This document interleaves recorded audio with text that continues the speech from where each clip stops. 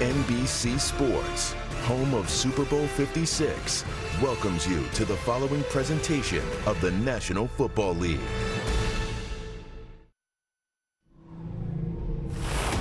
It's getting darker earlier.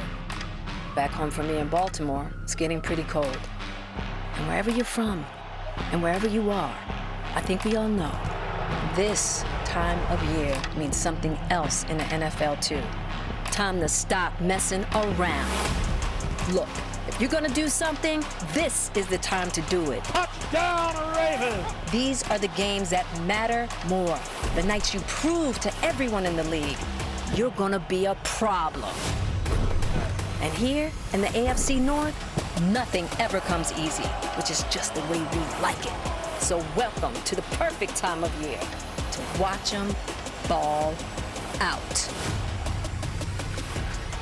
I love it. Jada Pinkett Smith setting the tone. She is a Baltimore native. Here are the standings in the North. Bengals demolished the Steelers today, so Baltimore has to win to stay alone atop the division. A Browns win brings the top three teams within a half game of each other. And Catherine Tappan, Cleveland for the moment near the bottom, but not that far from the top. Yeah, Mike, the Browns have never won the AFC North since realignment in 2002, and they haven't won a division title since 1989. But that may be their easiest path to the playoffs, considering 4 of their 5 losses have come against current AFC contenders. Now, the good news for the Browns is they are getting healthier tonight. All-pro right tackle Jack Conklin, who missed the last 3 games with a dislocated elbow, and running back Kareem Hunt, who missed the last 5 with a calf injury. Now, for the Ravens, Lamar Jackson is over his illness that caused him to miss last week's game and told us he's feeling great and ready to go. Head coach John Harbaugh echoed those comments, said Lamar is at full speed. He even tracked his fastest time of the season at practice this week at over 20 miles an hour. Mike? Fits with 120%, he said he felt. Marshall Yanda blocked for a lot of Ravens for a lot of years. The 2-time All-Pro and Super Bowl champ, part of the NFL's all-decade team. The guard is honored here just before kickoff. And speaking of pretty good, how about the best kicker in the NFL, Justin Tucker, set to kick for the Ravens, who won the toss and deferred to the second half. So JoJo Natson just activated by the Browns, set to receive. Temperature in the 40s. The wind is light, and off we go from Baltimore. Natson, a good speedster, takes it from the goal line. And he's returning to the right. Doesn't get past the 10, but he tried to reverse his field. Stumbled for a moment, and a lot of running to only get out to the 15-yard line. Good coverage by Baltimore, and let's meet the Cleveland offense. Baker Mayfield, Lake Travis. Nick Chubb, Georgia. Jarvis Landry, the Jungle. Donovan Peoples-Jones, Michigan. Austin Hooper, Stanford. David Njoku, Cedar Grove, New Jersey. You, baby. Jedrick Willis Jr., Roll Tide. Joel Bitonio, Nevada. J.C. Treader, Cornell. Wyatt Teller, Virginia Tech. Jack Conklin, Michigan State. I hope you notice those Pro Football Focus rankings at the bottom. 1st, 6th, 2nd, and 6th. Those last 4 offensive linemen. That is the strength of the Browns. The best running team in terms of yards per game in the NFL. Drive starts from the 15. Mayfield, first toss. Jarvis Landry, gain of 11 and a first down.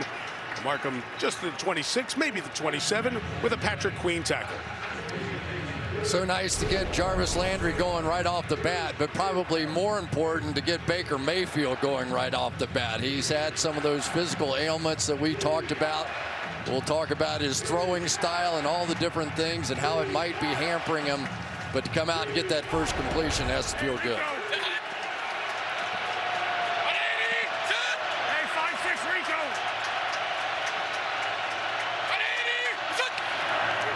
The 26, handoff blown up as Nick Chubb got it, but Queen was in the backfield to erase it quickly. Loss of 3.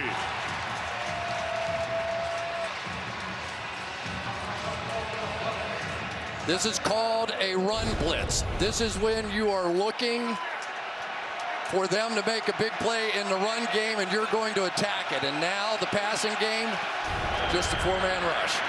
Mayfield out of his hands quick and complete to the far side to the 32-yard line. Harrison Bryant, one of the 3 tight ends the Browns use, with the completion there. So Baker Mayfield, we talked about what a season it's been with the injuries.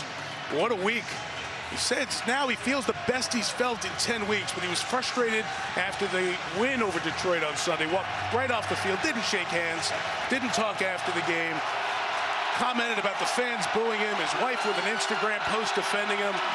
He told us, reset button, Thanksgiving. Time to reset and let's go. We'll see how it does on the field. Kareem Hunt back in the lineup, on the field for third down. And Mayfield throwing, wide open is Landry. In between the layers of the defense, Landry takes it to the 31-yard line. So Jarvis dialed in early, first down Browns. One of the nice things about having Kareem Hunt back in the lineup is you have this underneath guy, number 27 right there, that will draw coverage. He has been their third down back, and with him out of the lineup, they just haven't been as efficient throwing the ball. Hot start, though, for Baker and Jarvis Landry. Two hookups, 47 yards, first down pass. Mayfield with options, fires to Donovan Peoples-Jones, who couldn't hang on. Good coverage by Chuck Clark, part of the Baltimore defense. Justin BK, Texas A&M. Brandon Williams, Stanton Elementary. Justin Ellis, Louisiana Tech. Tyus Bowser, Houston. Josh Byes, War Eagle. Patrick Queen, LSU. Justin Houston, Georgia. Anthony Everett, Alabama. Chuck Clark, Virginia Tech. Brandon Stevens, SMU. Marlon Humphrey, Alabama. Number 2 run defense in the league, but second to last against the pass. Maybe that's why Mayfield's gone to the air for the first 5. 32, it'll be Chubb working to the left. He'll gain 4 to the 28-yard line. Nick Chubb has missed 3 games, but he's still third in the league in rushing yards, 851. They drafted him, Chris, in the second round out of Georgia, and he's had 4 terrific seasons. Yeah, averaging 6 yards a carry, which if you keep up with statistics in the NFL, you know that is an amazing number. And the only person ahead of him, Lamar Jackson, and barely. The return of Kareem Hunt, who has missed the last 5 games, means Chubb doesn't have to be an every down back. Hunt, very good on third down. In field goal range, 3rd and 6. Mayfield, sideline. Humphrey, the coverage of Peoples-Jones, incomplete. And the field goal unit will come on.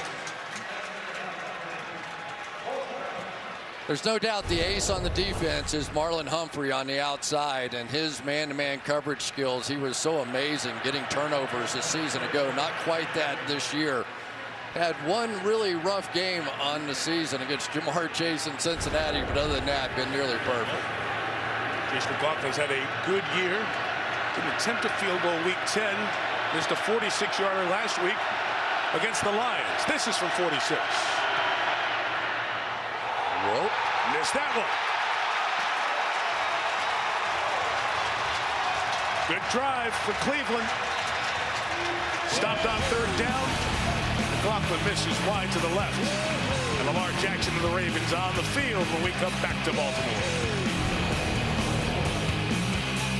Their communities very active, and bravo to the Browns and the Ravens who were a part of giving turkeys and other goodies to families in the Cleveland, the Baltimore area. And the head coaches Kevin Stefanski and John Harbaugh set to do battle with their teams here tonight. The return of Lamar Jackson. It's the last game with illness. This drive starts from the 36. And Lamar side slinging it complete to the 44-yard line. Rashad Bateman, the first-round pick, the rookie out of Minnesota, with the catch. So it's been 17 days for Lamar. The Thursday night loss at Miami, then he missed the game because of the illness at Chicago. Practiced this week, so his body is ready to go. And when we met with him on Friday, he said, man, I miss competing. I can't wait to get out there. And you see those numbers. It's one of the reasons he can't wait to get out here. He's so good again this year. On the give, Devontae Freeman inside. So he stopped short of the first down. This Cleveland defense, including Jeremiah Owusu-Koramoah and Anthony Walker, setting up third down.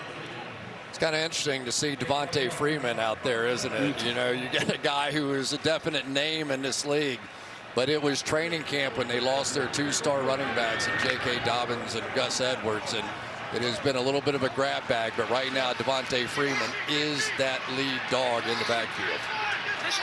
3rd and 1. They have Latavius Murray I should say, in the game. And he'll get the first down right across the 46-yard line. We talked about Murray. Let's meet the entire Ravens offense. Lamar Jackson, Louisville. Devontae Freeman, Liberty City Warriors. Pat Ricard, University of Maine. Hollywood Brown, Oklahoma. Devin Duvernay, Texas. Mark Andrews, Oklahoma. Alejandro Villanueva, United States Military Academy. Ben Powers, Oklahoma. Bradley Bozeman, Alabama. Kevin Zeitler, Wisconsin. Patrick McCary, Cal Berkeley. McCary returned against the Bears. He had missed a couple of games with ankle injuries. They lost Ronnie Stanley, the great offensive lineman, week 1. Here's Jackson on first down, looking deep. He was covered, and he's brought down. He's sacked by the league leader. Myles Garrett gets his career-high 14th sack. All right, this is sick. They had 3 guys to block him. I'm not kidding you. 3 different guys could not block Myles Garrett. 1, 2, 3 big guys on the field, and it didn't matter. He went through everybody. There's the first one. There comes Ricard, and there's Villanueva. I guess he's earned a trip to the Pro Bowl with that one play. That's amazing.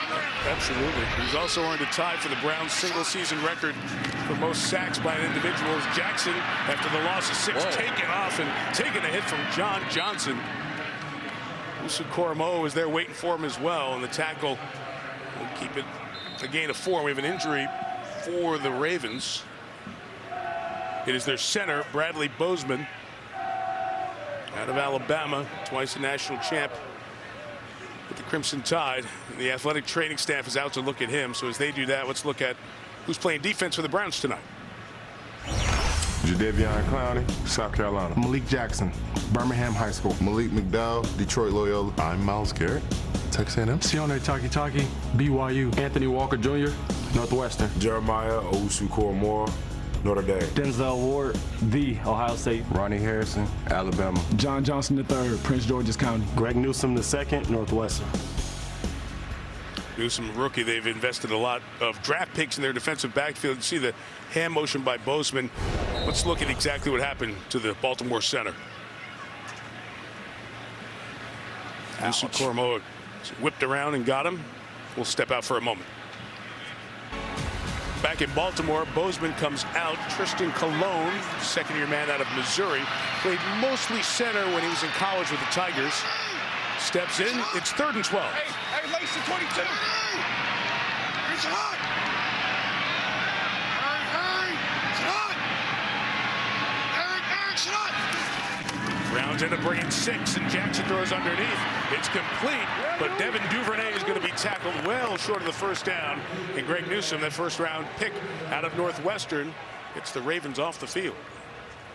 Well, this has been the test, really, for Lamar Jackson. We saw him in his last outing that they did not handle the blitz very well against Miami. Of course, didn't play in Chicago that game a week ago.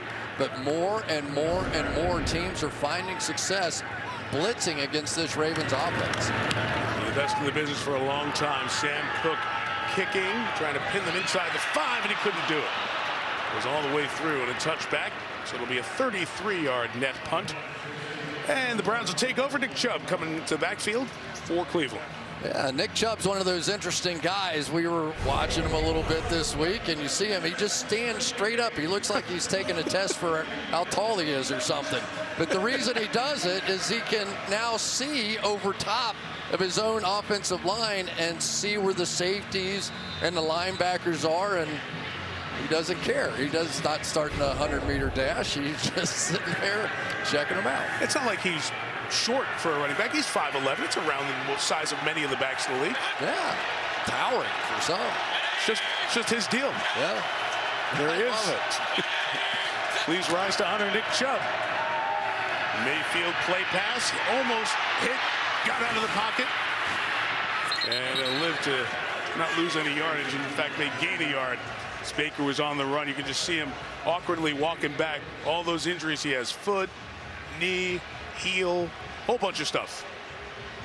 And he almost got had on that one. Tyus Bowser, who leads this team with 4.5 sacks, went right around the edge and just barely missed. He may have gotten a fingertip on him, but and able to get away. But it did look like Baker was limping a bit coming back. I think so. Say it's best he's felt in 10 weeks. Then you go out and play. 3 tight ends trying to pave the way with that line for Chubb, who gets to the 23-yard line. So we mentioned it when we showed the Browns offensive line how good they are. 157 yards a game. That's the #1 rush offense in the league. That's what the Ravens do, as they've done for so long. They shut down the run. Second best in the league. But right now, the Ravens are right where they want to be. 3rd and long, which opens up all their packages. Ordinarily, this is a heavy, heavy blitz team in this situation, but they have so many cornerbacks out. They've been doing less of it this year. Kareem Hunt is the back, 3rd and 7. Mayfield's got time. He'll sling it complete. It's a first down. Jamarcus Bradley. Get across the 30 to 32-yard line. We have an injured Browns offensive lineman back here on the play, and it's Conklin, who came back from a dislocated elbow, and he is down, and the athletic training staff rushing out to look at him. They were so excited to get Jack Conklin back. Dafe Owe is going to come right off the edge, and you just wonder how secure he was with that elbow to really jam it in there. And don't know what happened, but grabbed his knee immediately. And that's what they're looking at as they look at the veteran 60-year man out of Michigan State. In that leg, and then he took a step and felt even more pain, grabbed towards that right leg. So we'll keep an eye on what happens with Conklin as they help him off the field. So he's being replaced by Blake Hance, who has been in a couple of different spots and starting because of injuries along that line. But this was a position that was new to Hance when he had to step in for injury earlier this year. He didn't take any snaps in the preseason at right tackle. The completion did get a first down for the 32. Mayfield throwing it. It's complete, but won't go anywhere as Harrison Bryant is stopped. Patrick Queen, we've called his name 3 times already in this opening quarter. Now, this Patrick Queen has really been something. Just flying all over the field, leads his team in tackles. We saw him blitz earlier and get that tackle for loss early on against Chubb. He is pumped for this one. Cleveland's jumped into tempo, going quick a few times here. Mayfield, nothing open, scrambling, directing, and trying to sling it in there to Nick Chubb, who is blanketed. It'll bring up 3rd down. So Baker Mayfield, we saw this the Pittsburgh game, Chris. Go back. I was watching him warm up before that early afternoon game, that harness on his shoulder. He says he's kind of adjusted it from where it was when he first began to wear it about 5 weeks ago. Yeah, week 1, he didn't like it, and so they made some adjustments to it. He's such a violent thrower that you just wonder, with all the torque that he gets in his body when he's throwing, is that other harness giving him a problem? He says no, it's more the heel that gives him more problems. Show you that a bit later. It's 3rd and 10. The pressure picked up gives Mayfield a chance. Good coverage again on Peoples-Jones. They want the flag, and they get it. And Marlon Humphrey will be called for pass interference.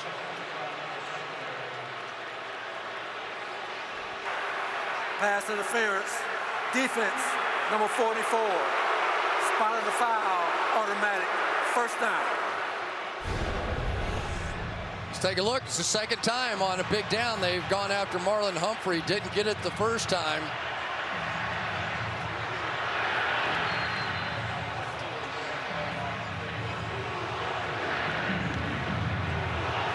Jones couldn't get that left hand up, but there was a lot of physicality there. A lot. There was.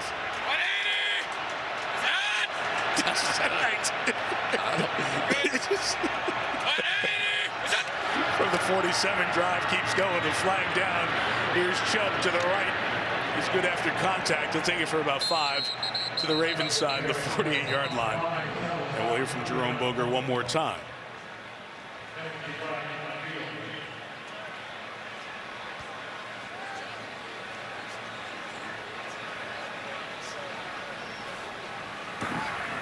Illegal formation. Offense, number 11. 5-yard penalty. Replay, first one.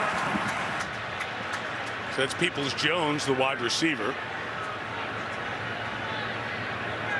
It really is interesting to see the Cleveland Browns play this style of offense, and I don't think it's that much different for Kevin Stefanski. They really love their 3 tight end formation. Austin Hooper, David Njoku, Harrison Bryant, all very good players. Usually Jarvis Landry as the single wide receiver, and either Nick Chubb or Kareem Hunt. That is their core offense right there. It's really interesting, Chris. 1 out of every 5 plays, they have 3 tight ends on the field. The NFL averages 4% of the snaps. Out of the backfield, Chubb, and he and Mayfield miss. Will have second down coming up as they take Conklin back to the locker room. That's a tough scene for the former 8th overall pick. He was an all-pro when he came in the league as a rookie. Well, and one of the things that he does so well is he gets that edge for their outside zone running game. And they were really excited to have that element back in this offense. And certainly Blake Hance is a good player and is held up, but he is not Jack Conklin. 42 out quick to Landry, his 3rd catch. The Ravens swarm to him. Roderick Washington did a good job getting off the line of scrimmage and allowed Josh Bynes to come up with the tackle. Well, Josh Bynes in for Malik Harrison and Patrick Queen beside him. And now we're kind of getting down to that part of the game where these cornerbacks and a lack of pass rush, no Calais Campbell in this game, but clearly the guy that you got to keep an eye on out in these situations, Tyus Bowser, I think, and Justin Houston on the outside. 3rd and 16, Ravens bring 3. Oweh almost got there. Mayfield scrambles, firing sideline towards Austin Hooper, and it was incomplete. So the penalty stalled the drive, and Cleveland will kick it away. Yeah, and oh, by the way, Odafe Oweh on the outside working against Blake Hance. This is going to become the focal point of the game right now. Are they really going to be willing to let Hance try and take on that young up-and-coming star? And Oweh probably won't go so well if they do. Had the big play at the end of the game you guys had in Kansas City. Or did he? Punching it out. Getting the Ravens a Week 2 victory. Jamie Gillen, the lefty, sends it. Devin Duvernay awaits it at the 12. Duvernay down that sideline. Will duck out of bounds. And give Lamar Jackson the ball right around the 25. About 4 minutes left in this opening quarter as you look at Baltimore's beautiful Inner Harbor on this Sunday night. These two really are. 2016, Lamar Jackson won the Heisman. Baker Mayfield was 3rd in the voting. And then the next year, Baker was the winner and Lamar was 3rd. So they spent a couple of those memorable weekends in New York. And then they were the bookends in the draft class of 2018. 5 quarterbacks taken, Mayfield first, Lamar Jackson 32nd. And both said that they got to know each other, especially that Heisman experience, being able to visit with the winner. You know, again, Lamar wins that first time around. Invites Baker up to his suite. You get a nice suite when you win the Heisman. So they got connected and got to know each other. Yeah, Baker said, we all knew who was going to win. Lamar was going to win. So I just went up to say hi and congratulations. They're like, come on in, join the party. They had a heck of a time. Bring family in, spend some time together. First down run for Devontae Freeman. The one thing I do remember that when Baker was talking about it, he said, Lamar's mom is intimidating, though.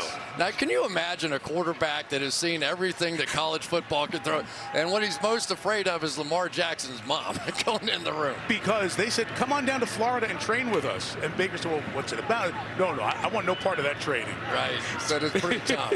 Pretty tough. It gives you an idea a little bit of what has made Lamar so special. I do like watching them lifting the Heisman for the first time. Looks like they're doing the clean and jerk. 2nd and 9, going to try to swing it out here. And Tyson Williams couldn't bring it in. So Ravens a little bit of a slow start here offensively as we have 3rd and 9 coming up. I'm really interested to see if the Cleveland Browns are going to adopt what other teams are doing to Lamar Jackson. They are not a full-out blitz kind of team. Miami ran a full-out blitz. Now, what I mean, no free safety in the middle of the field at all. And they just attacked all night. They did it 1/3 of the time in that game. Now, Cleveland has done it 8 times all year, so I don't expect them to go that far. But there definitely is. They're going to try some blitzes here tonight and see how it goes. The guys standing around there trying to confuse. Jackson throws. Third down complete. Coming back for the ball was Hollywood Brown. There's also a flag here on this play. The mark is short as Brown came to receive the ball. But that flag thrown in there right about at that spot.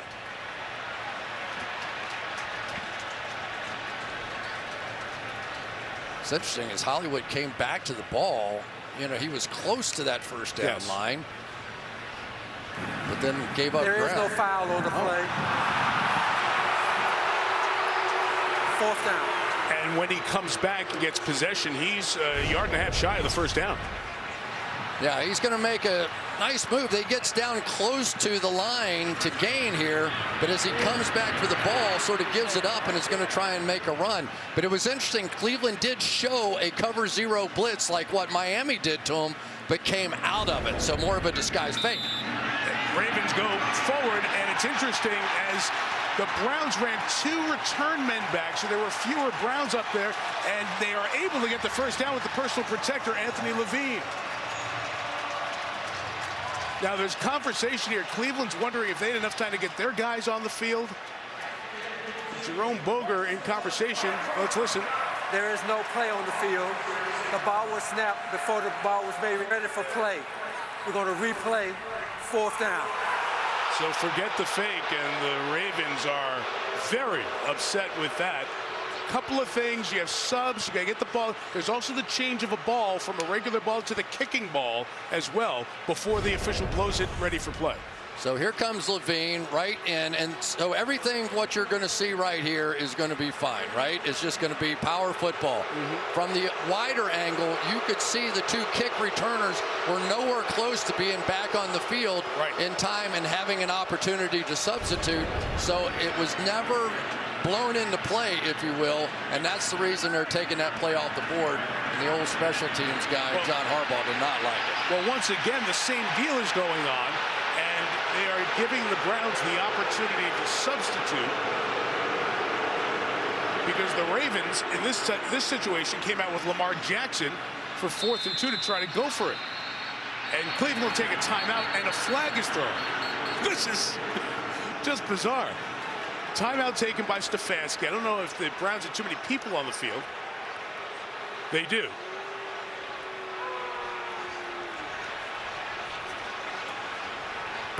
Before the flag was thrown, timeout, Cleveland.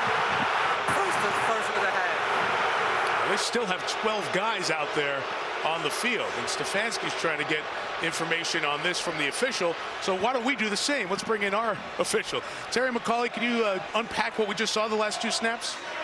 Right, Mike. As I was watching it, number 42 from Baltimore comes in late, and he sets up in the offensive backfield. At that point, Cleveland gets the opportunity to match up. In other words, get that 12th guy out of there. And it didn't look like they had time to do that. So they call timeout, but they really shouldn't have had to. Because that whole same deal we see, other than the last 2 minutes in the end of a half, where you have to the opportunity to match those subs, it's the same situation here on 4th down. Absolutely, Mike, and that's to completely replace and bring in anybody you need and in a reasonable amount of time, and they just didn't have time to do it on that play. They're going again, apparently, or at least they're going to do the hard count. Here they go. Oh, my gosh. And a flag is thrown here for 12 men on the field. So Cleveland had 12 on the field the last time, and they did it again. 12 middle of the field, defense. 5-yard penalty resulting in a first down. Terry, that was my other question. Aren't they supposed to shut it down when there's 12 guys on the field, even though they didn't have the chance to substitute? Does that come into play? They normally would. I mean, if you have 12 men in formation on defense and the snap is imminent, that's a dead ball foul and it kills the play. But since they should have had the opportunity to get that 12th guy out of there the first time. It worked, and it's first down, and a straight option with Devontae Freeman is taken care of by Grant Delpit and Jeremiah Owusu-Koramoah for the Browns. Back to football. This is so interesting, Mike. It's getting great. Watch Clowney coming off the edge. The one thing they really did not want to do was play option football against Clowney because he's so great against the run. And then on the outside, they have Jeremiah Owusu-Koramoah, who is just a fantastic athlete out of Notre Dame. So he and Grant Delpit out there shut it down on the outside. So the option perfectly played that time by the Browns. It's a gain of 1, 2nd and 9 for Jackson, who scrambles, takes off, and is pushed out of bounds with 2 flags over at the 44-yard line. So that'll add 15 to that. Malik McDowell hit him too late. Personal foul, unnecessary roughness. Defense, number 58, with a late hit out of bounds. 15-yard penalty adds an end to the play. First down. Don't you think sometimes that Lamar Jackson literally makes defensive players crazy? Yes. It's like a kid chasing an ice cream cone. Once you get there, you can't eat the ice cream cone, you know? And it really is just one of those things that you chase this guy all day, so many games, twice a year in this division, and you never get close to putting a hit on him, and then he's right there, and you can't hit him. Myles Garrett told us last night, played against him 6 times. I haven't gotten a good, clean hit on him. I don't know if anybody has. So all of this takes it to the 40-yard line, and Williams with a carry for a gain of about 1.5 yards or so. So Lamar Jackson and what he's been able to do in this incredible 4-year. And remember, he's only 24 years old. He's got 36 wins, most by a quarterback before they turn 25. The rush yards, most by a quarterback over a 4-year span, well over 3,500. And the 100-yard rush games, he's 1 away from the all-time record. He's tied for it right now with Michael Vick, who for many of the quarterbacks who were runners is kind of the godfather for their generation of that position, like Randall Cunningham was before Vick. 2nd and 9. Good pocket for Jackson. Going to take the deep shot down the sideline. Trying to hit Hollywood Brown and incomplete.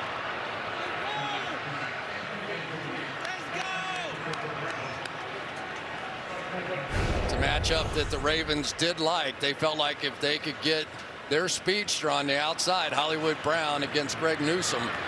Now there are some quicker guys out there, Greedy Williams, who they might have passed on, but when they get that one-on-one, I think you're going to see the Ravens take it all night.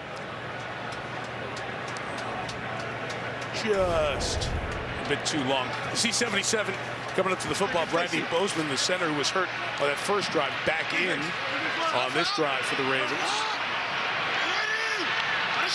Play clock at 0, snap just in time. Jackson underneath.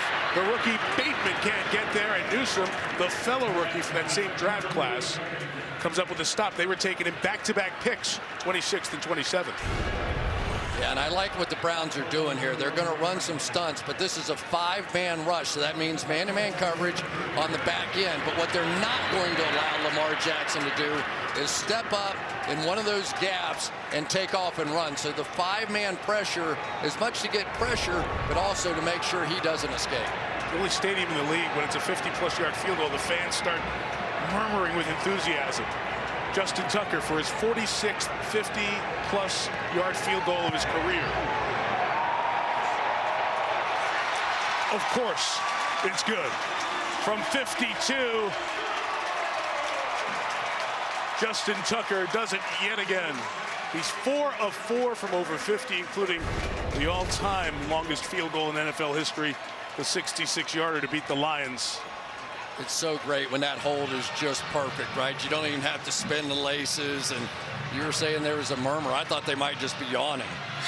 Like, he made it from 66. It's like, that is nothing. He is amazing, though. I mean, amazing. The pure kickers that are in the Hall of Fame, Morton Anderson, Jan Stenerud, and George Blanda and Luke Rosa did kick significantly, but they are also in the Pro Football Hall of Fame enshrined for the other things they've done. Look at this resume. 10 seasons, what he's been able to do, including those long kicks, pressure kicks. Has all the feel of a Hall of Famer as a place kicker. Yeah, he made all 16 of his career attempts in the final minute. of the fourth. He's made 54 straight field goals in the fourth quarter or overtime. What else would you like him to do? Enough. Sing opera, which he can do. In 7 languages? Okay, yeah, he can do that. You can do that too. Wacky back end of the opening quarter and drive, and that's 4th down with all the hijinks. Ended up keeping the ball alive for Baltimore, and they got the first 3 points of this one. Down to the field, and Catherine. Well, guys, how about naming a dog after Justin Tucker? This is Tucker, the Guide Dog Foundation's puppy in training. NBC Baltimore station WBAL is raising Tucker for the next year as he continues his journey to become a guide dog for a blind or visually impaired person. Well, after a puppy naming campaign that included lobbying from John Harbaugh, Lamar Jackson, the fans finally chimed in, and Tucker it was. Tonight is his official introduction, guys, to the city of Baltimore. Welcome, look at that face. Welcome, Tucker, and you talk about guide dogs. Illegal formation on the receiving team. The player entered the field late, but did not enter into the setup zone. This penalty is declined. First down. It's been a strange night of substitutions from the Cleveland side.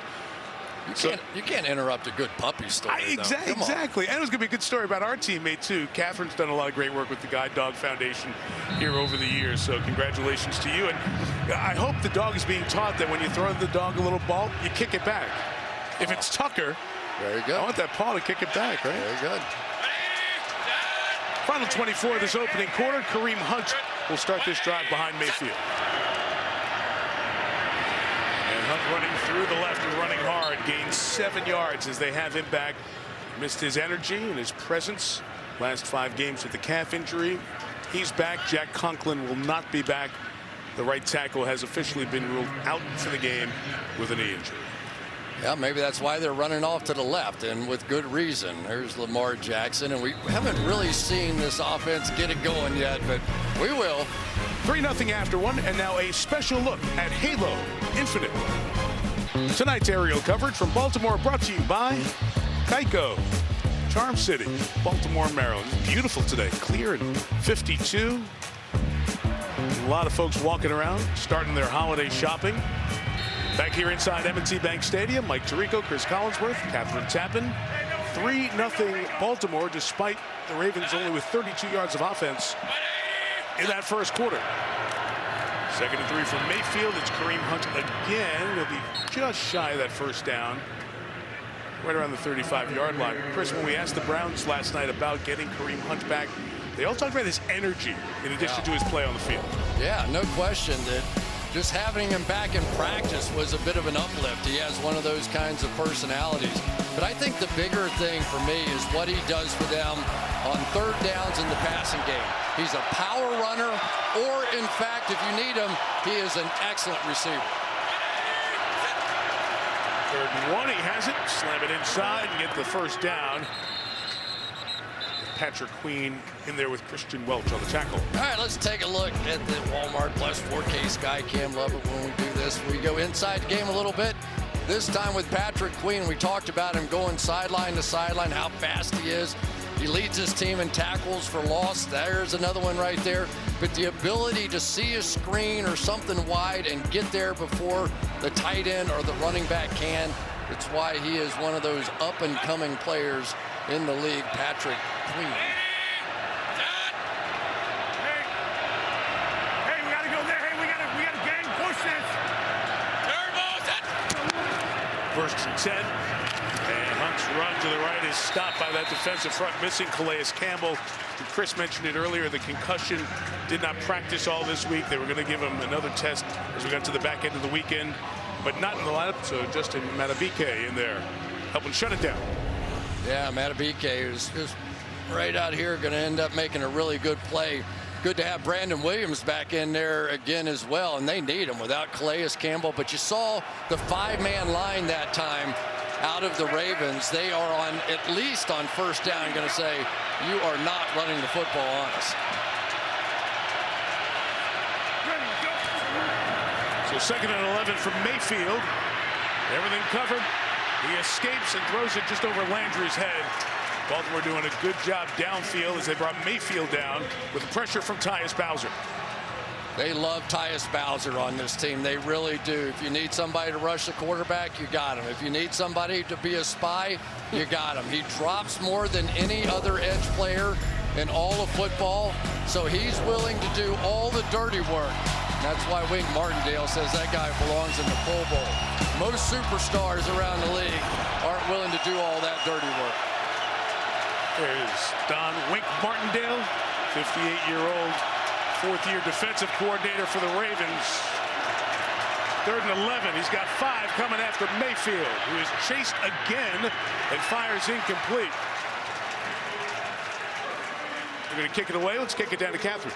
Well, Tyus Bowser has been so versatile, as you guys were talking about. He's become known as the Swiss Army knife, and he credits his coaches with coming up with game plans to use all of his talents. He told me, I'm always looking for ways to switch it up, confuse offenses, stay aggressive. I may be rushing, but I'm able to drop, and that gets someone else open for a sack on the quarterback hit. He said, moving me around keeps offenses guessing, and it helps me play my game. Mike? Done a lot to Cleveland, have them moving around. They're also having some issues on special teams. Once again, they had too many players out there before a punt. Jamarcus Bradley had to escape. Gillen's going to get rid of it. And a good kick, 53 yards. The return by Devin Duvernay to his right, down the sideline, out of bounds. So Duvernay, top punt return man in terms of average in the league this year, getting it done here in Baltimore. Draft 2017, and he's welcomed some folks to that Garrett graveyard with sacks. He tied Reggie Camp with a sack in the first quarter, 14 in his season. Double-digit sacks each of the last 4 years. That's the longest streak for a Brown since they started officially counting sacks.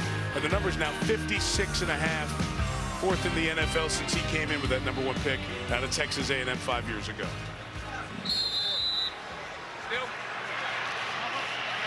Start talking about sacks in November, and you're at 14 now. And then you start thinking, could he get the record? Could he get to Michael Strahan's single-season record? Extra game to do it this year. Lamar Jackson strung out. Jeremiah Owusu-Koramoah stops him for no gain.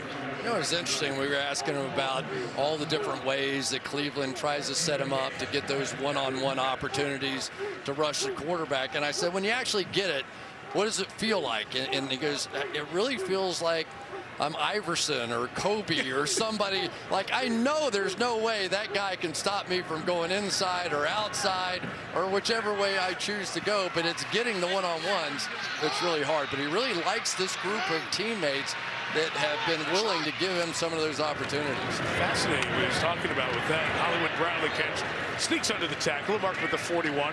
3rd and 4 coming up. So you have the extra game, but Strahan's sitting with the record 22 and a half. Can Miles get to 23? You see the work he'd have to do. He's 2.5 behind the pace.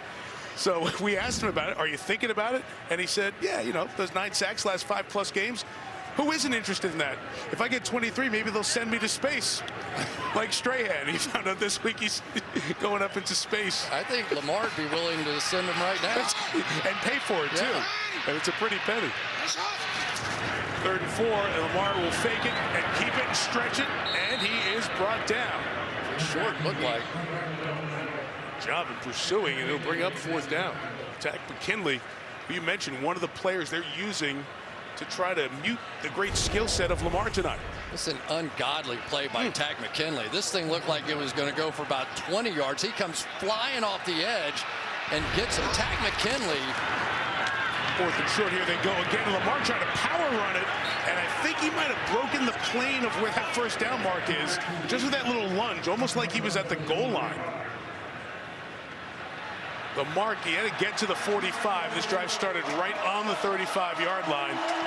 He did, and it's a 1st down. It's a couple of times on 4th down they've gone for it. You know, Mike, it's amazing to me that everybody in the building knows that they're going to run quarterback power to the left. Every time they need a play, in the Kansas City game, when they need a play, quarterback power to the left, and it seems to always work. 1st down, Jackson again. This time he finally gets it to Mark Andrews, who leads this team in receptions. And the tight end with a gain of 8. You know, when a quarterback starts getting a little cocky out there, you get throws like this. You just sort of drop down, you see an arm up, and I really do think that sort of the Patrick Mahomes of the world, you know, and all quarterbacks, you see them all, they're playing with it, they're practicing it, Aaron Rodgers, everybody now. Run for a 1st down with Latavius Murray. climbing through to the 42-yard line. So the Baltimore offense getting a rhythm here for the first time in this game. About 6 minutes into the second quarter. The guy helping to orchestrate that, Chris, Greg Roman. Yeah, I could go on and on about Greg Roman, and I think he deserves a lot of the credit for the success of Lamar Jackson. Remember, he was the guy that structured this offense around Colin Kaepernick as well. And Colin Kaepernick was tremendous, and Lamar has picked up right where he left off. Murray tried to bounce that to the outside. Jadeveon Clowney's had enough of that. He'll throw him down for no gain. That's right. If you go back 2011 through 2014, it was the conversation similar to what we're having about how different the offense is. That was San Francisco. Now it's Baltimore, and Roman was the mastermind in both places. Yeah, and John Harbaugh is very proud of the possibility that the success that they've had with Lamar Jackson is going to open up opportunities for other young men to come along, people that don't look like Tom Brady necessarily, and have opportunities to play quarterback because of what Lamar Jackson and this offense have been able to do. They fake that and take off here, and Jackson using that speed and using the smarts to get down. First down for Lamar at the 29-yard line. A gain of 14. The one weakness they felt like that Myles Garrett has is with some of this option game. He just does not play it as well as Jadeveon Clowney does on the other side. So when these games really start getting important and they start getting the option game going, I think you're going to see them going left much more than they go right at Clowney. Man, you can almost see it. Garrett's like, what, the ball's not there? He turned around like, gone. I think our cameramen are amazing that they can follow it. Anyway. Lamar faking. Covered deep, going to shoot it down there to Andrews anyway. Incomplete. He had Bateman in the back, who was well covered. The pass falls incomplete. Will bring up second down. It is a ridiculous number of touchdown passes that they have thrown on seam routes on this football team. I mean, they just hit a little grab of the face mask there as he was getting out. I think that's what the crowd was murmuring about again, but this is their play. They get down around the 30-yard line, and this is what they want to do. Right, Chris, and they murmured the first time, so whoever's running the video board ran it again. That's a double murmur. Look at Ronnie Harrison, the distant cousin of the double doink. Jackson on the run, on the edge. Trying to reach out for that first down, takes the hit. He'll be a yard short of it. Anthony Walker Jr. came over from the Colts, was the man chasing Jackson. I mean, you get Anthony Walker, who's a good athlete, playing the middle linebacker position, number 4 right here. Watch when this turns into a foot race. And this happens game after game after game. Now remember, the field's only 53 1/3 yards wide. So you're going to have half of that. That means you're winning a 100-meter dash by about 15 meters if you're in a longer race. 3rd and 1, and he will keep it inside for the first down with Devontae Freeman. Walker makes the tackle, but the Ravens' best-looking drive for either team right here, trying to extend their 3-0 lead. We talk about all the fancy stuff with this Ravens offensive running game, but so many times it's just the big power plays. Oh, and there's Ronnie Harrison down, who has really helped. You can see double team, and you'll get the same double teams on the other side. And typically they like Latavius Murray in these power situations, but Devontae Freeman has proven himself worthy of those plays as well. He's a tough guy running inside too, and Ronnie Harrison is a significant part of this defense when you're playing against power running teams like the Ravens. They're looking at the right leg of the starting safety for the Browns, and we'll step out. Live on TV, Harry Connick Jr., the lead role there. The musical event Annie, Thursday on NBC, part of the holiday spirit and the holiday season. And on a hot standby. Very good. Ready to get to work. Harrison out, Grant Delpit comes in. It's 1st and 10 for the Ravens. And Jackson slides it underneath, and it's caught by Freeman to the 7-yard line. Spread out all over the field. They slide it into Freeman. Jadeveon Clowney was there on the tackle, and he's slow to get up for the Browns.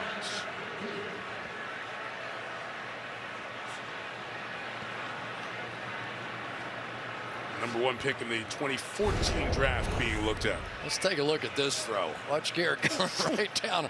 It's like playing dodgeball, only the opposite way around. You're trying not to hit him with the ball, and he dips it down underneath his arms. And I'll tell you, let's take a look at Clowney here, see what happened to him.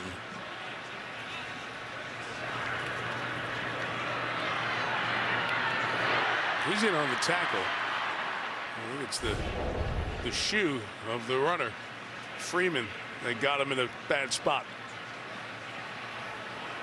Has Jackson lifted the ball over his shoulder to throw tonight? It's not much. He got it just above shoulder height all night, right? He just always looks like he's having fun to me. Yeah, he does. Like, you know, like a kid in the schoolyard. He's just having a good time out there, and nobody can catch him.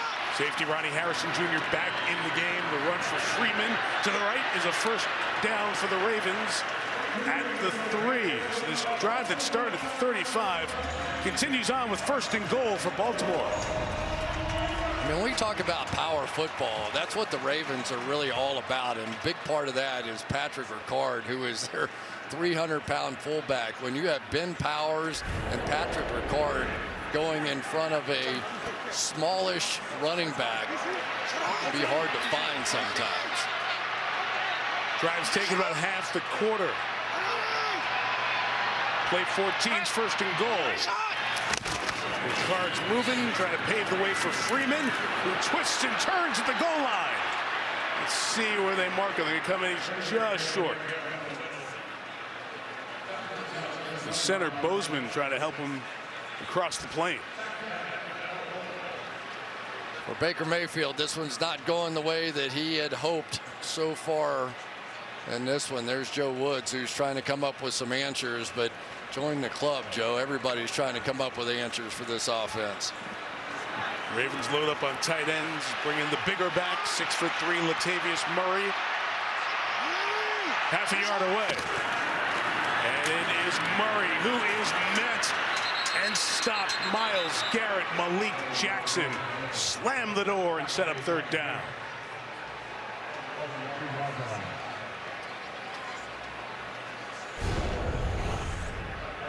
There's Malik Jackson on that side, and you're going to see Myles Garrett come jumping inside as well, the block, and just be able to stuff it up together. Those two guys, they talk about dynamic leaders.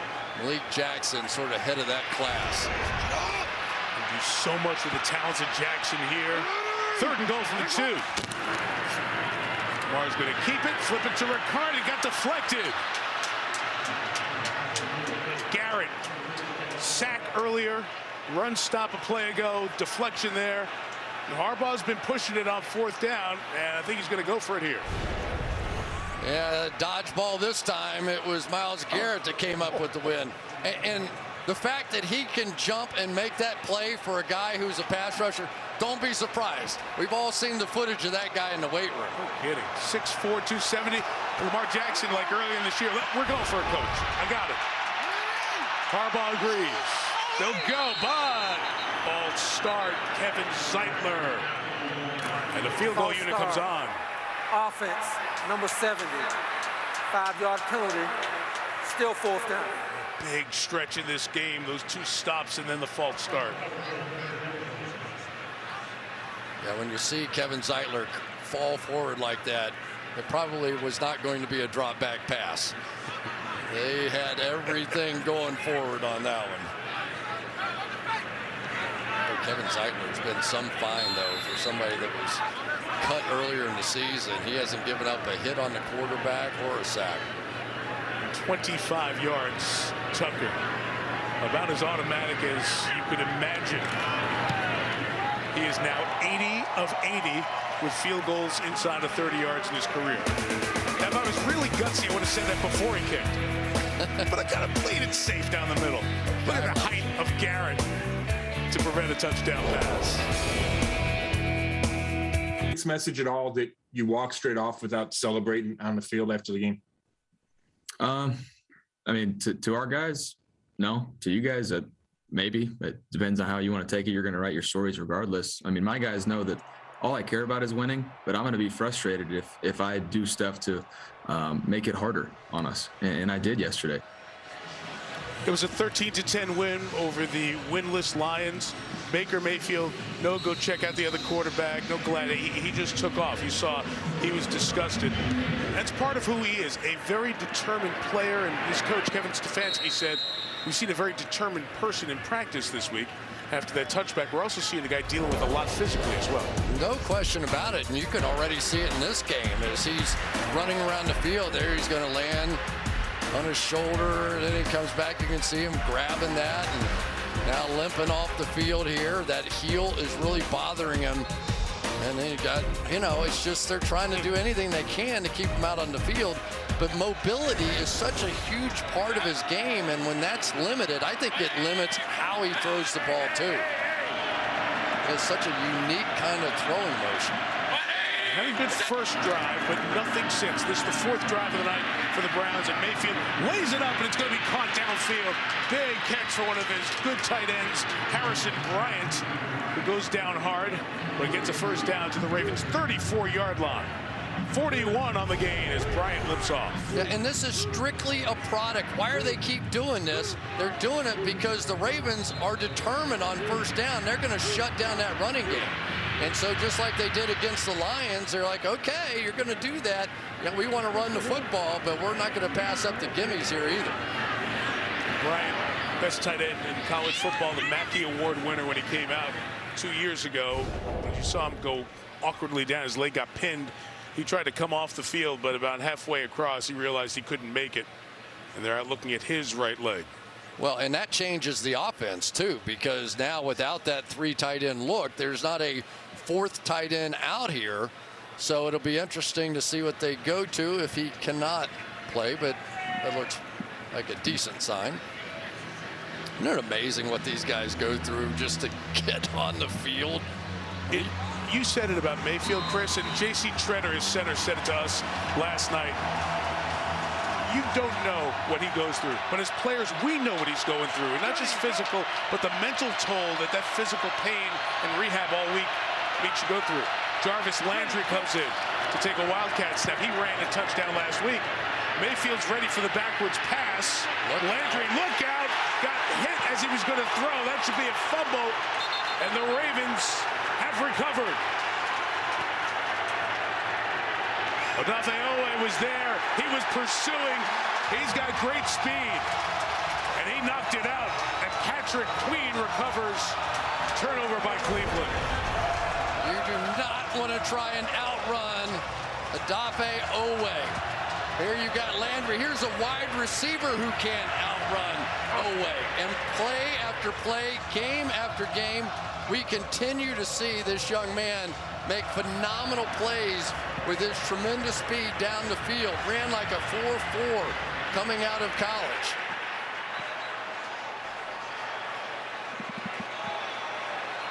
Kevin Stefanski, you know, that Baker Mayfield trick in the bag is one that they've pulled out often, and it's worked very well. But Owe said no way that time. The man out of Penn State slipped in the draft because of his sack performance in college. Feels like a star defender in this league going forward. Pass is complete. As Jackson hits Rashad Bateman for the first down at the 48-yard line with 2:50 till half. You know, as a wide receiver, you just don't think somebody's going to catch you from behind when you're running. Well, there aren't many Owes out there. A big swing in the game here. Jackson in the middle. It deflected, and it is scooped up by Denzel Ward. He gets the interception on the deflection. Sees black shirts wherever he goes and calls it a day. We'll see if he was able to scoop it clean. On the field, it looks like an interception. Ronnie Harrison, who was down earlier, is down again for the Browns. The ruling on the field is a tip pass intercepted by the defense. First down, Cleveland. Double tip and a good catch. What a play by Ward. Yeah, I think it was Bateman who got his hands on it. He was the crossing route that came underneath it and reached up, and he was like, why are you throwing it so hard to me? And he didn't realize there was another receiver in behind him. Can this game get any more bizarre than what it's been? Well, we talked about how tight it is in the AFC North and the kind of battles that these teams have within the division, and there are a lot of them the rest of the way. Kind of like this. They are full-fledged street fights.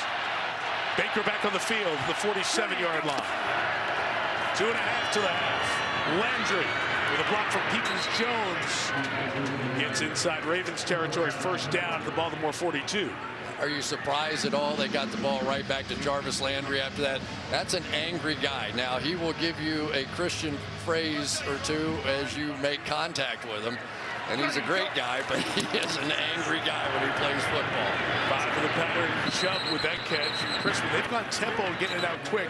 Feels like that's something that's working for Cleveland. Well, there's a little bit of a lack of depth as well on this defensive line for the Ravens. So if you're going to give Wink Martindale a lot of time to try and get all this set up, he's going to hit you with some fancy blitzes. 2-minute warning in Baltimore. A couple of field goals for the Ravens. Browns trying to get on the board. 7-3 for the moment, sitting there with the best record in the AFC in terms of win percentage, and there are the Patriots, incredible, at 8-4. Got the victory over Tennessee, also 8-4. One less of 4 lost teams. Buffalo's in that mix, Cincinnati's in that mix, Kansas City. Cleveland would like to make Baltimore a 4-loss team tonight. Pass complete for the first down to Donovan Peoples-Jones, the second-year receiver out of Michigan. Yeah, and you know, maybe Baker Mayfield in his current physical state is more comfortable throwing the ball standing still. We've seen a lot of bootlegs. We saw he really completely missed what probably was going to be a touchdown on the first drive. 2 wide open tight ends, but 31, Nick Chubb runs to the left. Good move. It's about 4 yards. Brandon Stevens, a rookie safety, came up part of the tackle. Remember, Baltimore gets the ball to start the second half, so that turnover there really giving Cleveland an opportunity to make this a tighter game than it might have been. But so far, the Ravens defense has really shut down this Browns running game, and that's despite the fact that Wink Martindale thinks that Nick Chubb runs with a force field around him. He said, I've never seen guys bounce off anybody like him. Hey, great line. The Ravens' second-ranked run defense being heard from. Mayfield retreats, flipping it for Njoku, the tight end. Incomplete. One coverage by Marlon Humphrey. That's a corner covering a 6'4" tight end. Yeah, well, don't be surprised when Njoku is the deep threat, even though he's going against Humphrey. Why they keep going against Humphrey, I have no idea. But Njoku can run. He's a 7-foot high jumper. I mean, this guy is a legitimate athlete, but Humphrey is one heck of a player himself. Boy, do they need to pick up this first down. The Browns could steal this first down.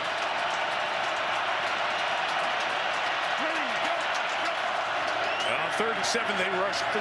Mayfield clutches, fires, and it's incomplete. Njoku in traffic could not come up with it. It's going to be another field goal attempt. They missed one earlier. This is going to be a 46-yarder again. It's a good-looking play. I think that was Brandon Stevens in there, the good-looking rookie who replaced Deshaun Elliott. Good throw, but he was all over that thing. And I think they are perfectly fine with the way that Brandon Stevens has stepped in. They now try and get themselves back in the game after what has been a very un-Cleveland-like running game here in the first half. Laughlin missed left from 46 yards, going in the opposite direction in the first quarter. And it doinks in.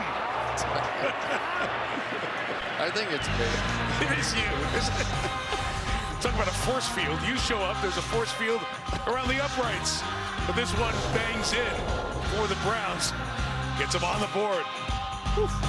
Steve Bisciotti, owner of the Ravens before the game, bought the minority stake of this team in 2000, the entire team in 2004.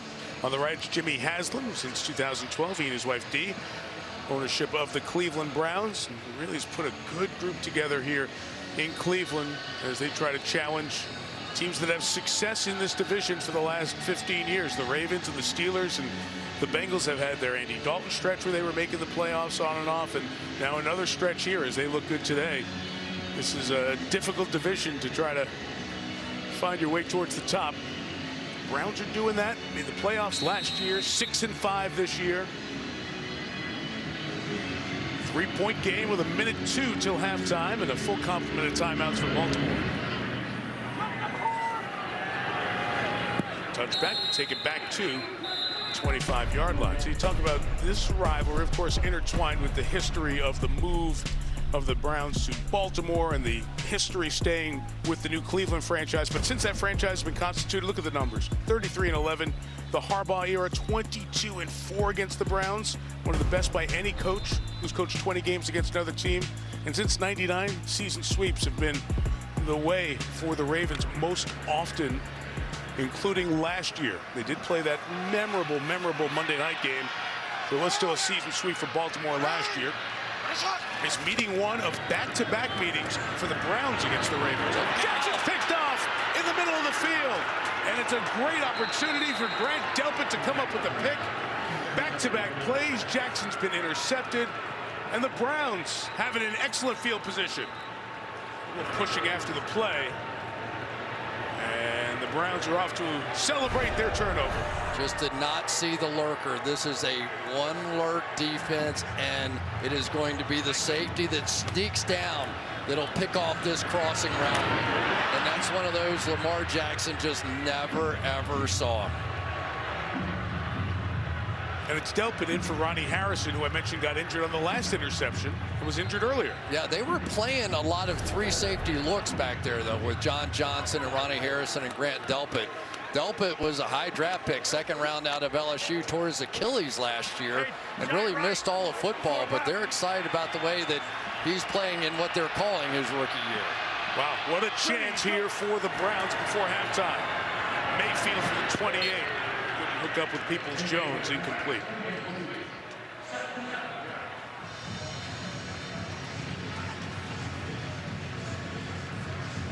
They just don't seem to have that deep threat right now on the offensive side of the ball. You know, we can talk about Odell Beckham. He had a nice long touchdown today for the Rams, but they elevated JoJo Natson just to get a little speed on the field because Anthony Schwartz not there. So it's sort of a shrunken offense right now for these Cleveland Browns. Schwartz, a rookie, they drafted him for the speed. Out his second game. 2nd and 10. Pressure on Mayfield, trying to set the screen. It fell out of his hands. Nearly scooped up by the Ravens. They try to fall on it finally. And this mistake-filled end of the first half with possessions going back and forth. The ball belongs to Baltimore. It was Owe with the pressure again. And Chuck Clark down there on the bottom along with Owe. I mean, they had the perfect call on. They had a screen pass called, and somehow this ball just sneaks out of his hand. All that pressure was going to pay the price because they had this great call on, and Baker just lost control of it. I haven't seen a game like this in a little while.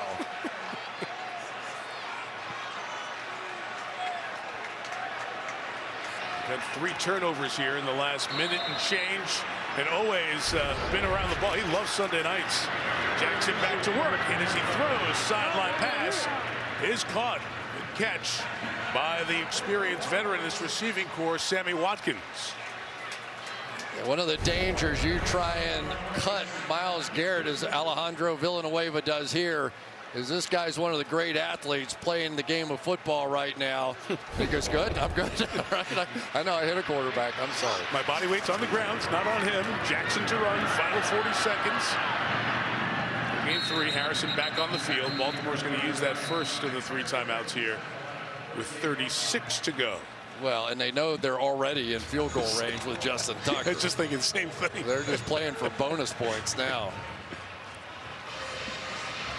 You were talking about, Chris, on that turnover by the Browns, that what they had called might have worked. Oh, my goodness. It looked like it was going to be great. Sneaking right across here comes all the pressure. Let him release. Blockers in front.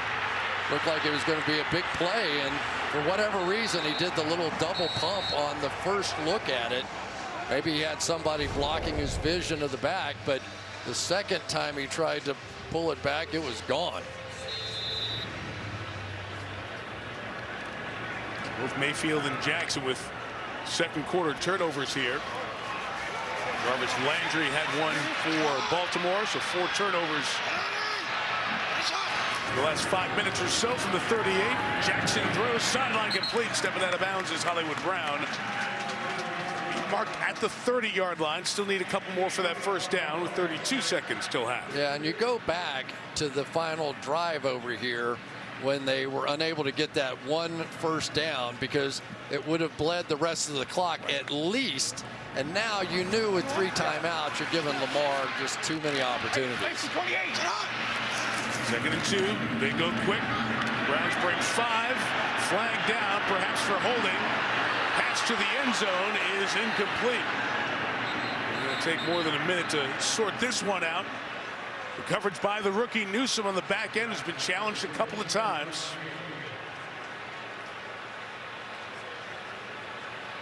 Take a look at Villanueva. Offense, number 78. 10-yard penalty. Replay 2nd down.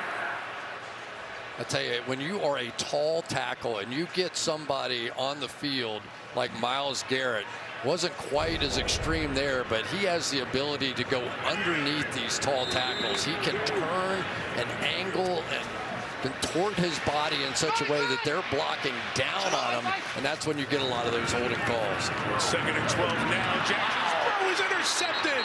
His 3rd of the quarter. And Ronnie Harrison has that one.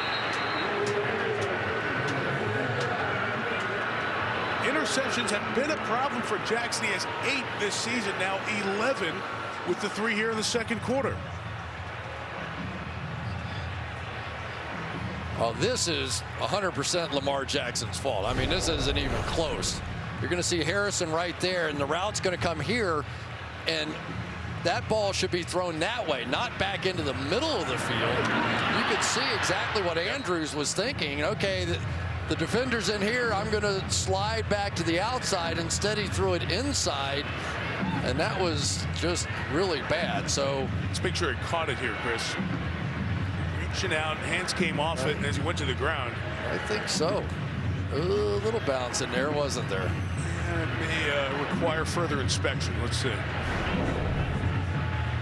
Of course, inside of 2 minutes, so if they stop for a look, New York is waiting to confirm that it was a turnover, and it is ruled a turnover. So it will be Cleveland ball. Do you think Kevin Stefanski's saying, can we just take a knee, please?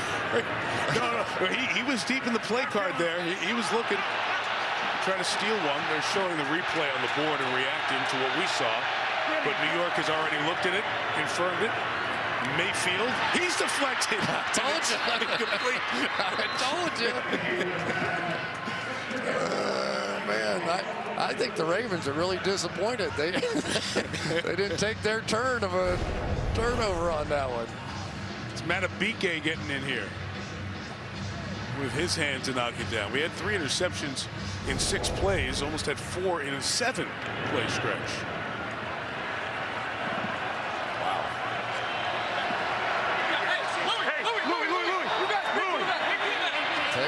Ravens are up there like they're going to bring pressure with that free safety in the middle. They do. And Mayfield retreats, puts it up to Landry, incomplete, with 12 seconds left in this first half. You know, it's like blood in the water for Wink Martindale when he gets a play like what happened to Baker Mayfield on that last series. You know, under pressure, double pump, ball slips out of his hands. That guy is a believer in one thing, and that is pressuring whoever the quarterback is on the other team. But I give him credit tonight. His pressure on the running game and some of these run blitzes have probably turned the game more than anything else. Crazy quarter. Crazy half. 3 field goals combined, 5 turnovers combined. Now they're going to run it to try to get it out of here with Kareem Hunt. And Harbaugh's going to say, I'll make you punt. By the way, this second quarter's gone. Who knows what can happen?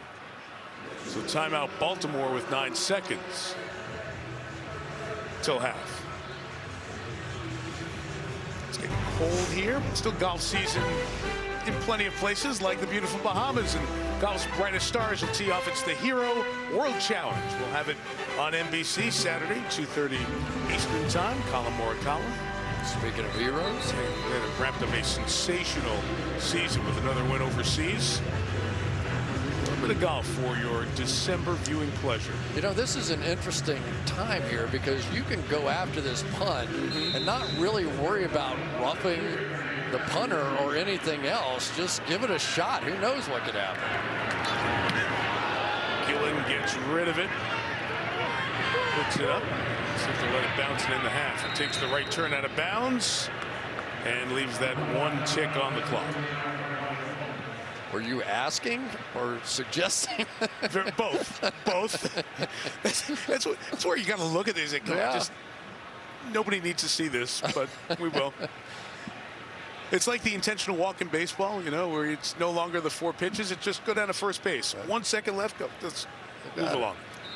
Baltimore's going to get it to start the second half, and Jackson will get to the locker room and figure out what's gone on here. The last 3 drives here ending in interceptions. Ravens 6, Browns 3 at the break. Now the Toyota halftime. Maria, Tony, and Drew. Maria. All right, thanks, Mike. Both teams have to be happy to go to the locker room. 5 turnovers over the last 3 minutes and change. As ugly as it's been, it's just like we said in the pregame. It's going to be 1 or 2 throws in the second half to win the game. Who's going to make it? And which quarterback is that going to be, Coach? Baker or Lamar? Let's see it. One of you guys has to make a play out there. Well, they both picked the Browns, but we will see. We're coming up on our Toyota halftime. We got some highlights today. 2 of the best teams in the NFC met at Lambeau, plus the Rams fell to the Packers. We'll show you how it impacted the playoff picture. All of that is next on the Toyota halftime. Want more stats? Hey Siri, who leads the league in rushing yards? 6-3, Baltimore gets the ball to start the third quarter. Here in Maryland, the 3 interceptions in the second quarter by Lamar Jackson, equaling the most by a Ravens QB in 1 quarter. The Browns took it away by interception. 3 straight drives, haven't done that since Big Ben 15 years ago.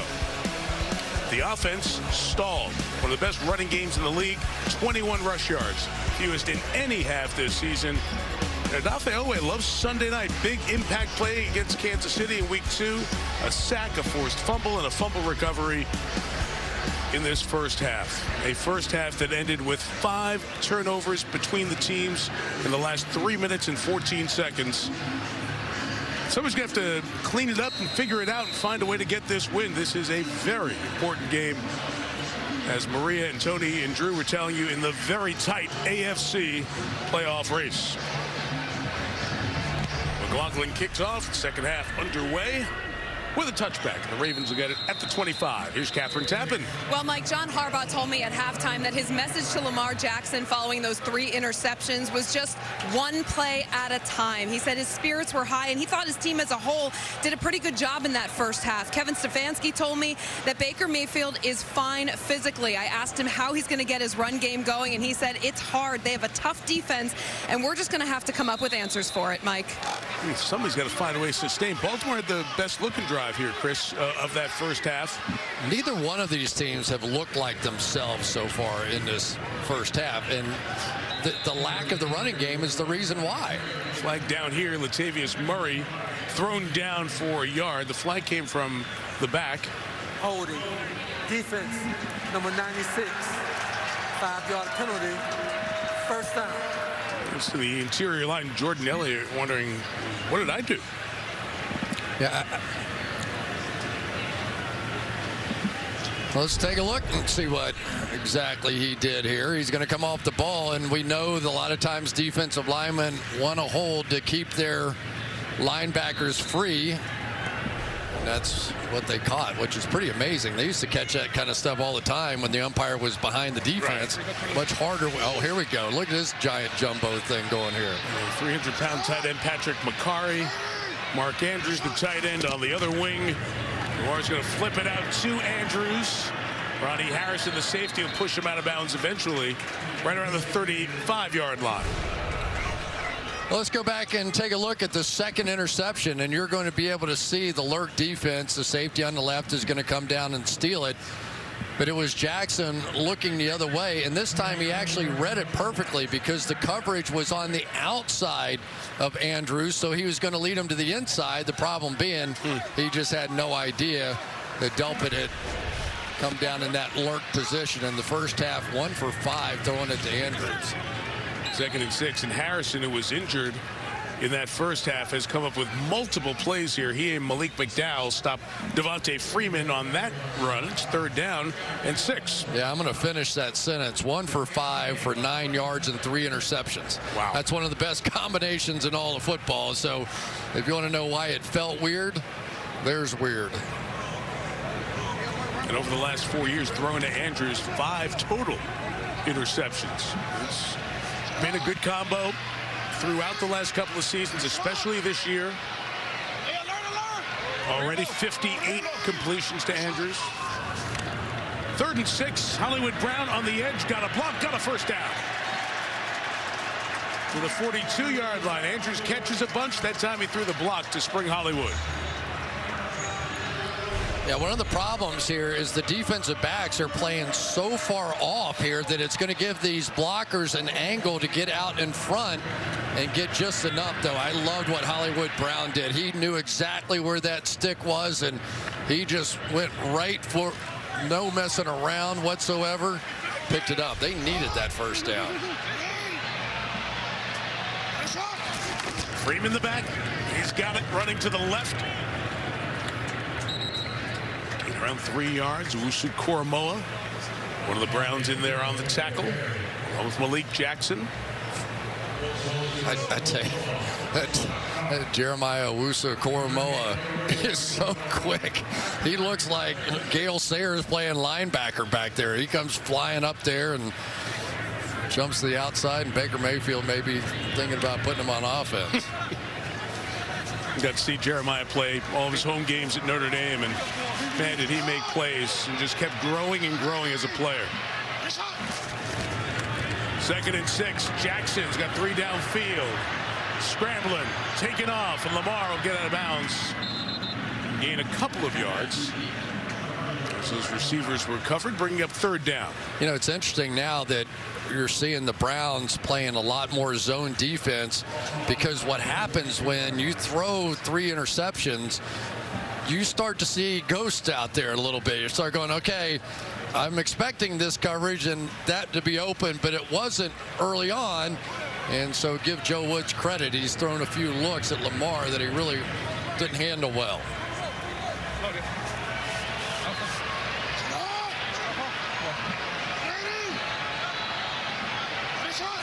Third and 4, Murray's the back. He releases as Jackson points, throws it downfield. Andrews got free. Lamar couldn't get it to him, but he caught it anyway, even with being pulled down by Ronnie Harrison. What a catch by Andrews. Pass interference. Defense, number 33. Spot the foul, automatic. First down. We're still having the conversation, catcher not 38 yards on the grab if it was the reception. Well, that's why you keep throwing it to Mark Andrews. Yeah, you just go down there. This is Lamar ball here.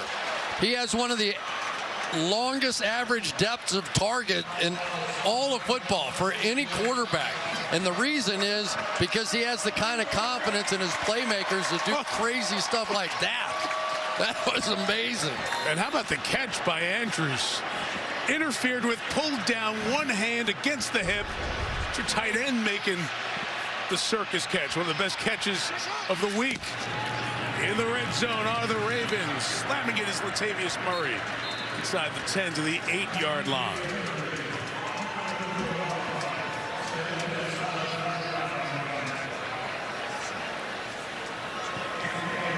Just another one of those pressure-packed moments here.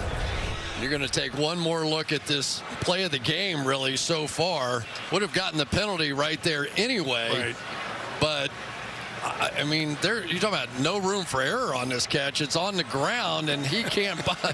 That's something. 6 for the first down, 9 for the touchdown. Empty backfield, Lamar looking to take off, and that was closed up quick Once again, Owusu-Koramoah was chasing from behind. And Jordan Elliott may have gotten there inside, too. Yeah, the Browns come right back with their own 5-man rush, and I think it actually surprised the Ravens. They're going to end up sliding away with all their offensive linemen, and Koramoah just comes up completely scot-free. Lamar Jackson saw it and just got down. But can the Cleveland Browns come up with another goal line stand here? It's keeping them in the game. To force a field goal, keep yourself in contact. Play clock running down. Timeout. Timeout, Cleveland, their first 30-second timeout. Cleveland's been the team that's been scrambling and communication issues, and Kevin Stefanski knows it. Special teams, defense here, they have to use the timeout. The big play again. Clowney almost got there. I mean, it's just who he is, his nature. You know what I mean? For Lamar, it's like things aren't going well, and, you know, I really should be conservative. And no, it's just not who he is. And he really wants the ball in his hands when things are going a little off. And the reason why? Because he can make plays like that. Well, we've seen it this year. I mean, they've been down double digits multiple times, 3 overtime games, 5 fourth-quarter deficits, and Jackson's the one who stays calm and sets the tone. He hasn't played well in the first half. Made the big play on this drive. Now 3rd and 10. Whole bunch of Browns coming after him. Jackson trying to keep it alive. Put it up for grabs. And it's a touchdown! Andrews! Wow!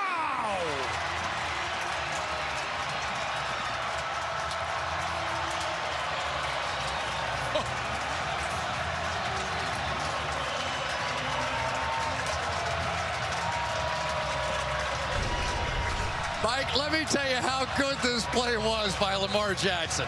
Not only does he beat the blitz, but at the end of it, his arch nemesis, Myles Garrett, comes over and shakes his hand. I know he said that was unbelievable. What are you going to do? Yeah, go ahead. Yeah, I don't know how you did that. That's oh, my goodness. Justin Tucker for the extra point. He knocks it through one more time. Oh, man. 3 interceptions in the first half. Things aren't going right, but this combination got them right. Jackson to Andrews. 2 circus plays, 2 spectacular plays. Garrett even got a piece of his arm. Andrews got the ball in the end zone. Well done, Lamar. Baltimore up 10. Back at Baltimore Stadium, still buzzing after a little bit of that Lamar Jackson magic. It'll go down as a 13-yard touchdown pass, but you had to see it to really appreciate it. A line drive here by Tucker, and it stays on the good side of the pylon for the Ravens. Touchback to the 25. Back to that touchdown. Well, you just got to know what these pass rushers go through trying to run down Lamar Jackson. Garrett actually got his hand on the arm of Jackson, and he still scores the touchdown on it. So then you get 2 very different reactions from #1 overall picks. Garrett went over, shook his head. Jadeveon Clowney threw his helmet. Yes, it should have been a penalty. But I think for Myles Garrett, he went, he's good. Wow. All right, so let's see if Mayfield and the Browns can respond now. Just 1 scoring drive in that first half. Pass out quickly and caught by Nick Chubb. Broke a tackle down the sideline. Usually does that when he's running with the ball after being handed it. Gain of 16. Yeah, that time it was Patrick Queen that got the force field over there on Nick Chubb. And jumping back into no huddle, a little quick tempo. Trying to build some momentum. Everything covered. Mayfield resets and fires it complete to Peoples-Jones for 7. 2nd down coming up. Yeah, who knows? Maybe this is the answer for Baker for a little while. Just sit in the pocket and make some plays. You know, I brought it up to Baker that when Jack Conklin was out and he had injuries to Wills at the tackle position, did it remind him a little bit of 2019 when they had real issues trying to block for him? And he said, yeah, a little bit. I hear you. Mayfield turned it around with a good season last year. He limited the last 2 games. No place to go for Chubb. Brandon Williams, the veteran, comes up with the play. I tell you, you're just going to see too many bodies up here. And when they're all piled in, as much as Nick Chubb wants to stay on this route of the outside zone, there's 3 guys there. And so they want to be a run-first team, but they're just overstacking the box on them, and they can't get it done. They need an answer right now from Baker. 3rd and 5. Incomplete. Demetric Felton, who has not seen the ball tonight, the rookie out of UCLA, who they like as a receiver, couldn't hang on. That look says it all. Watch the very end of this play. He's trying to look back to find Humphrey and lost the football, and you just can't do that. I don't know why Kareem Hunt wasn't in the game at that moment. I know Felton is very much a receiving back, but you know, I thought Kareem Hunt looked really good early on in this game. Absolutely. Jamie Gillen to punt it away again. Lefty sends an end over end, a 42-yard kick. That is fair, caught by Duvernay. Long field for the Ravens. They are up 10, halfway through the 3rd. The quarterback in San Francisco. We mentioned earlier Greg Roman was the offensive coordinator for the 49ers. Colin Kaepernick was the quarterback, and obviously that had a significant impact, not just the football, but the society and the societal impact of it. Lamar Jackson in a very similar role. There are so many kids, college kids, high school players, who were running quarterbacks, who can throw as well, who were steered to other positions, whether in the recruiting process, high school to college, or coming from college to the NFL. But John Harbaugh believes that part of his legacy as a head coach will be what they've done here with Lamar Jackson. They've not only built a great enthusiasm of a fan base, they've built an offense that is inspired and, as in his mind, helped change the way the quarterback position is looked at. Lamar's made it happen, but those guys have facilitated it with the offense and the vision. And here's Lamar throwing on 1st down, incomplete, trying to ride the hot hand in his tight end, Mark Andrews. You know, the story of black quarterbacks playing has been talked about for many, many years. I was really surprised when we just brought it up, the general thought with John Harbaugh of what Lamar has done over these few years, how important it was to Harbaugh personally to be a part of this. Yeah, and it was like a philosophical discussion as well. He goes, everybody keeps looking for the same Tom Brady kind of quarterback. How many have there been in the last 20 years? 5, 6, something like that. He goes, take a look around college football. Who's successful on the back end? Who can make some of these plays? Why should we not give that a shot? The ability to run, the ability to make throws from the pocket, but also the ability to make those plays like we just saw to Andrews on that last drive that Tom Brady and Troy Aikman and some of they're not going to make, right? And so they built an entire offense around Lamar. And remember, when he got his chance to play, that was a long streak where they were not in the playoffs. Yes. And so when Flacco got hurt, and then Lamar came in and he carried them to the playoffs that year. No wonder he's loyal to him, right? I mean, there's a reason to be loyal to this guy. Here he goes on the run. And that's part of always the conversation with quarterbacks who do run. And we're seeing it in the NFL now, in college. Can you do it and stay healthy? Can you keep doing it for a long period of time? And I always look, Chris, at Russell Wilson. Russell Wilson has done a great job of keeping his mobility, his threat to run, and staying healthy, sliding, getting out of bounds. Use the rules in your favor, and this generation's benefiting from that as well. The guy I always think of is Jeff Blake, who played for Cincinnati. I had many, many, many long conversations with him about this entire subject. And he said he ended up going to East Carolina because that was the only team that would allow him to play quarterback. Everybody else said, no, you're a safety, you're a receiver, you're a running back. And he said, no, I'm not. I'm a quarterback. 2nd and 9, Lamar buying time here. He's just going to get rid of it out of the pocket. He got hit late Clowney is going to cost him 15. Trying to negotiate with Jerome Boger. That's not going to work.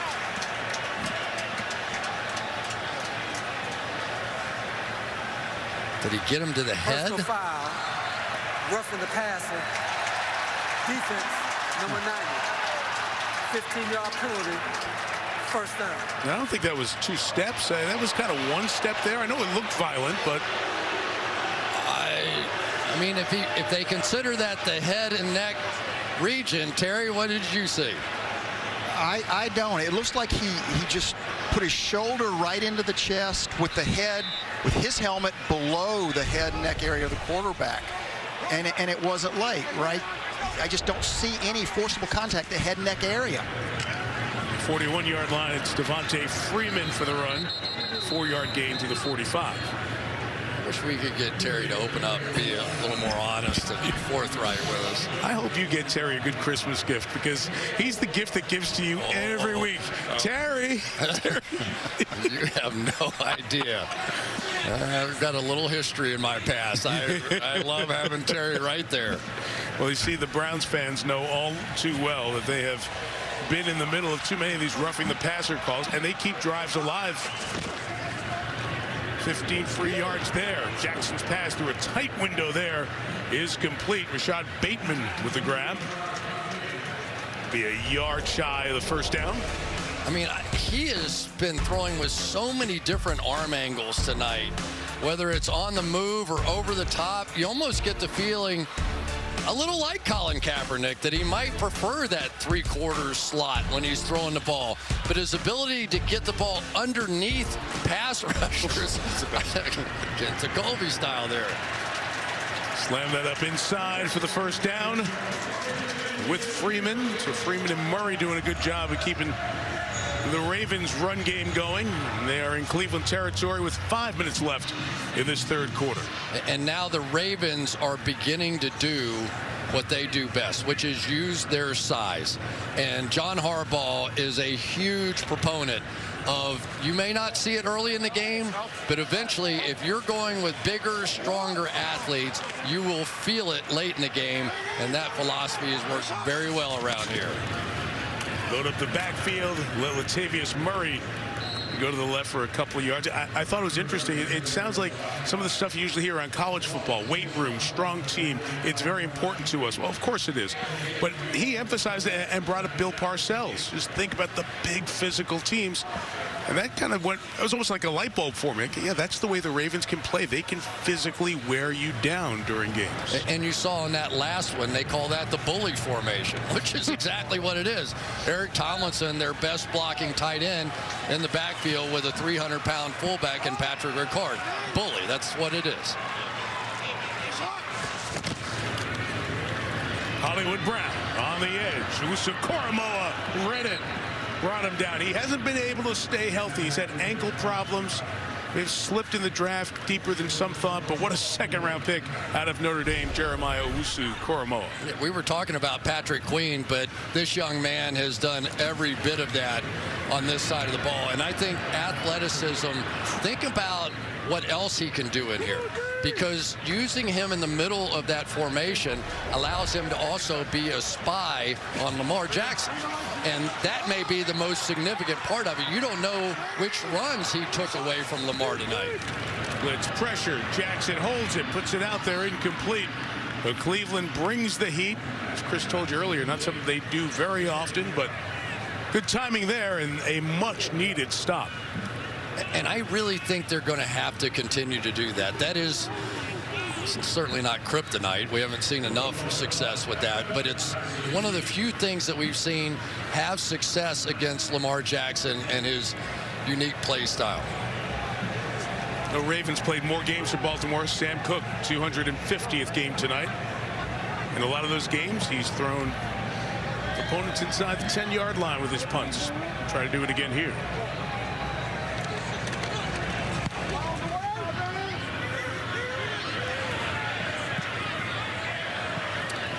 Right around the 14-yard line. Long field for the Browns. Have only scored 3 points here in Baltimore. When in town, some crabs. Eventually turned into good crab cakes as well. Looks good. Beat Anne Arundel 40-6.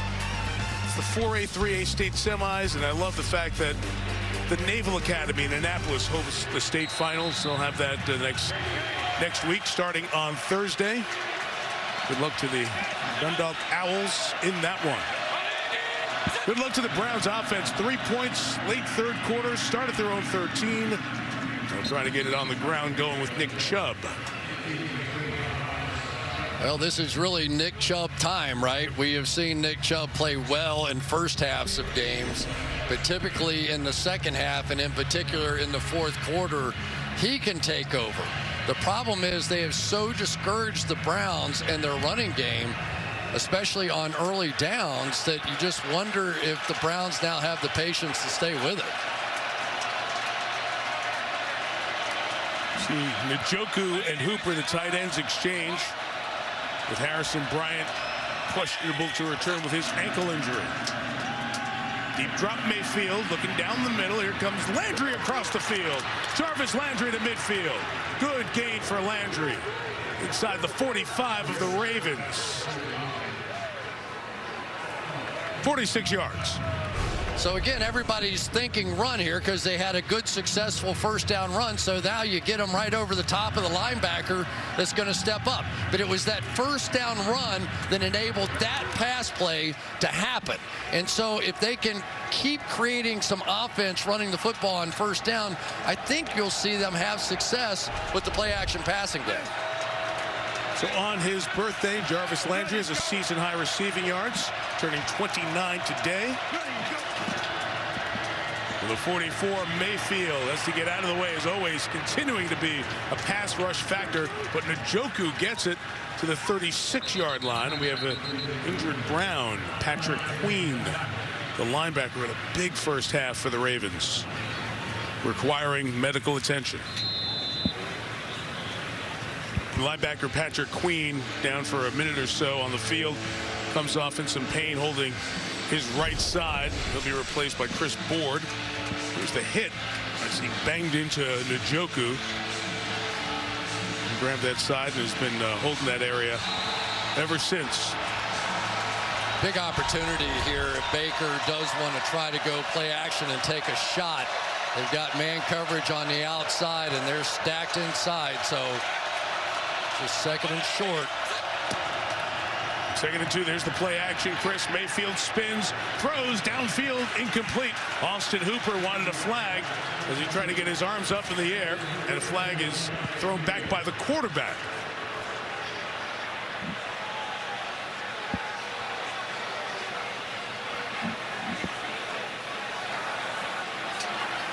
Personal foul, roughing the passer. Defense, number 54. 15-yard penalty, automatic, first down. I think you're going to have Bowser with a little helmet-to-helmet contact. Did not intend it, you know, in a game this important. And John's never going to buy it. But I do think it happened. You can see the helmet rock. Yep, and you saw when he asked Jerome Boger, and Boger responded.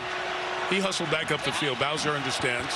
Fans disagree, but Bowser's body language told you a lot. From the 21, Chubb, we have not seen Kareem Hunt much since mid-second quarter, and a carry to the 20-yard line.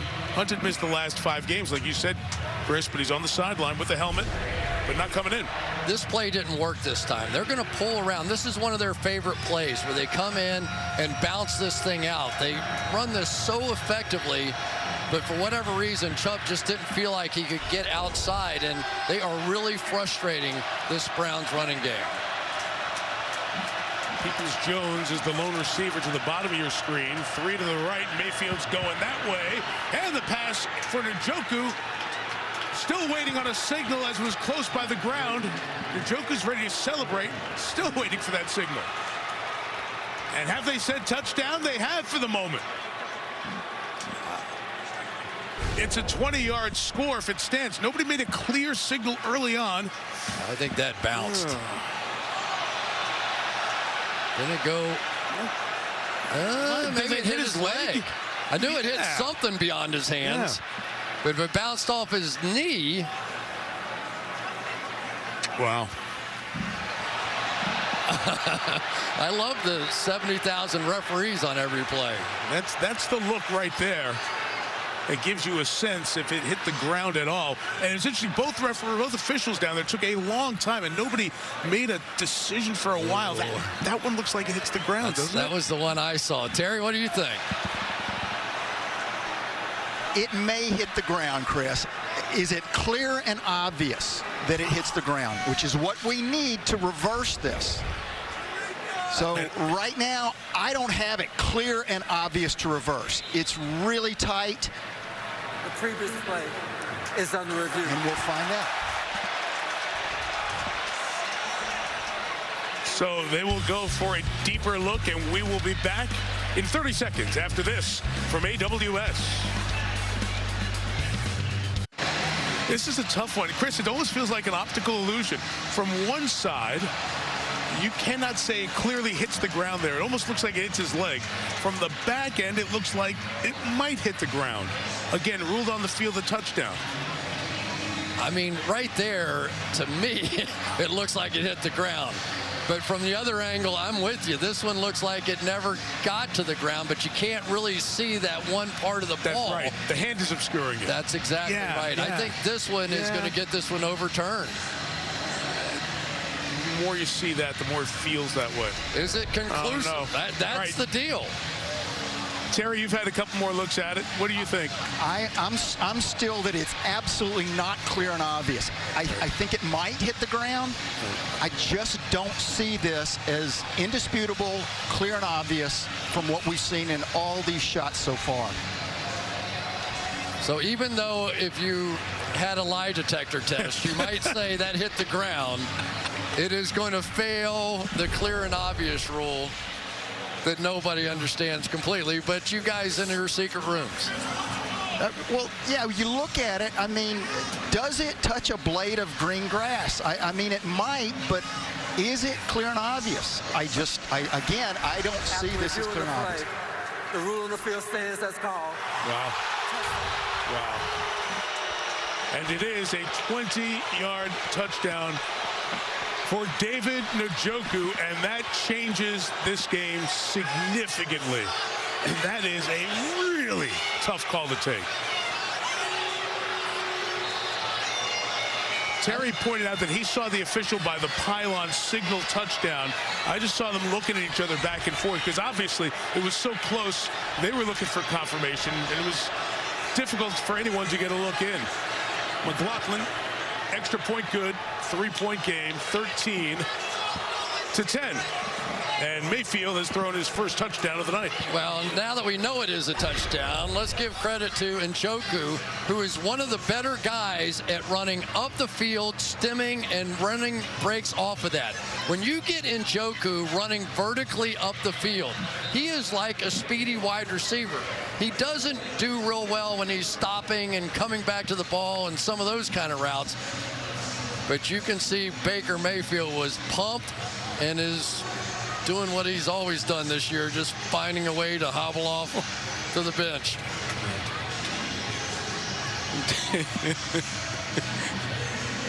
No caption needed.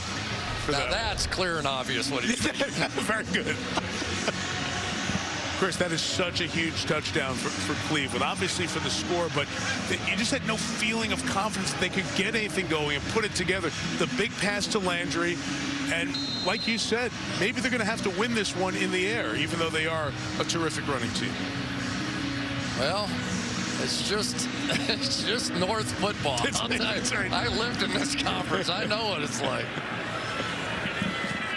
Touchback here. Ravens will take over at the 25. Well, while we were in commercial before, a couple of Paralympians, Jessica Long, Mackenzie Cone, both terrific swimmers, were honored here. Long, 29-time Paralympic medalist, won 6 medals in Tokyo. Mackenzie Cone, 6-time Paralympic medalist. As the Paralympics will follow the Olympics in Beijing, which begin in 9.5 weeks. It's going to go fast. It'll be here before you know it. The Olympics and the Super Bowl going on at the same time. We look forward to a very busy February on NBC. Lamar Jackson and the Ravens, could they get to Los Angeles and SoFi Stadium in the Super Bowl? They're the #1 seed in the AFC at the moment with a crazy 6 weeks ahead. First down, Clowney. He got away from Clowney again. Got away from 2. Got it to Ricard, and the 300-pound fullback delivers the blow on a former Super Bowl MVP in Malcolm Smith, who made the tackle. Clowney has to be out of his mind right now. I mean, they're all over it. Here's a former first overall pick in the draft, and he just can't get him. And then McDowell can't get him. I mean, it's insane what you have to do to get this guy on the ground. And the inability for somebody to ever hit him hard is just obvious, game after game. Tight after 3, Ravens 13, Browns 10. And NBC Sunday Night Football will continue after these messages. And a lot in the division, but this one really has big meaning, especially for the Browns. There they sit at 6-5. If they win, they go to 7-5. The Ravens and the Bengals are 7-4. So the top 3 in the division would be separated by a half game. Cincinnati's already beaten the Ravens, so I guess Bengals fans are rooting for the Browns. Kind of. That would be hard for them to do. Exactly. But the other part of this, which is so interesting for the Browns play tonight.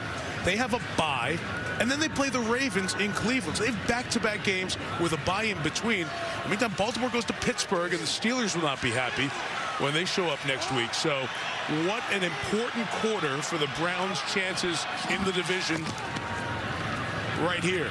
Jackson, Clowney, corkscrewed away from him again. Garrett chases him, but Jackson takes nothing and makes it a 7-yard gain. Clowney is just standing over there like, am I going to get you at any point here tonight? Poor Clowney, who's one of the great athletes in the National Football League. I mean, he was there. He could have hit him. He went with a pump fake. But watch Myles Garrett run him down. Now, you got to remember, Lamar Jackson's one of the fastest guys in this game, and Garrett got him. A lot of running for a gain of 8, and it's 3rd and 2. Murray the back, they give it to Duvernay, coming around from his receiver spot for a big first down. Gain of 13 with Devin Duvernay. Yeah, Devin Duvernay has come a long way in his understanding of this offense, but they have found some magic with him on these jet sweeps and reverses. Just get him the football. And look at what that does, because as you begin to stretch a defense horizontally, there are some big run lanes now for Lamar Jackson to fake a play like that and run right up the gut. 44, it's Murray. Couple of yards right out to the 47-yard line. So we talk about the AFC North and trying to win, be the king of the North. Pittsburgh and Baltimore have had the best seats in the house in this division, and as mentioned, there's been the Cincinnati stretches where they've been. In the meantime, Browns are working hard to get there. At some point, they will.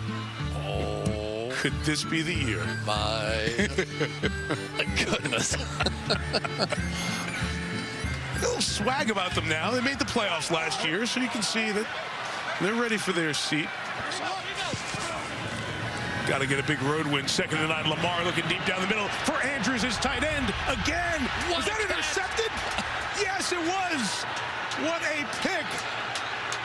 John Johnson went up with Andrews and took it away. And the Browns with another interception of Lamar here tonight. They're 4th. That is as good an interception as you are ever going to see. Holy smokes. Off Andrews, held by Johnson. Browns ball.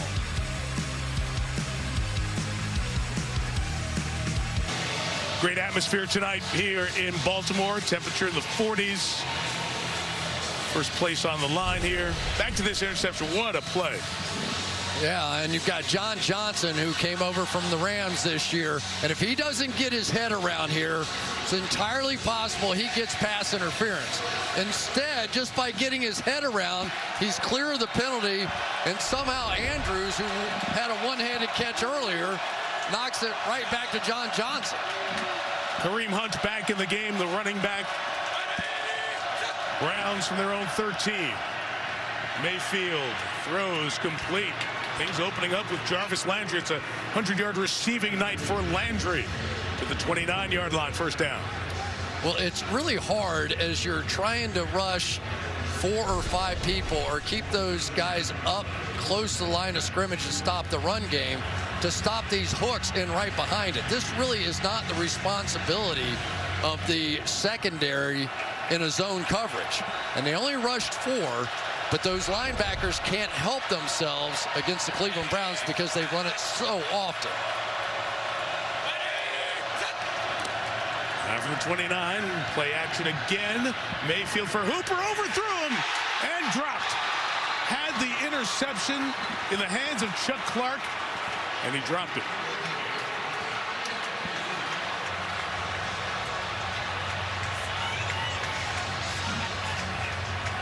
Really had no choice on that one because Patrick Queen was going to intercept it if he threw it on a line drive, and poor Chuck Clark.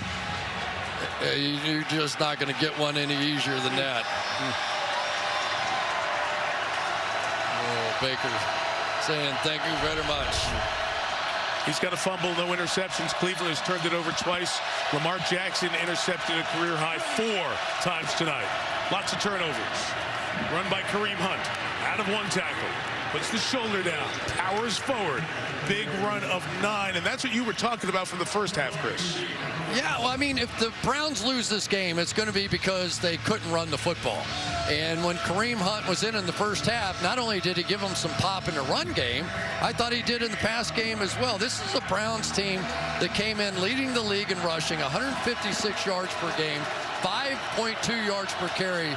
They rushed for 26 yards and 2 yards a carry.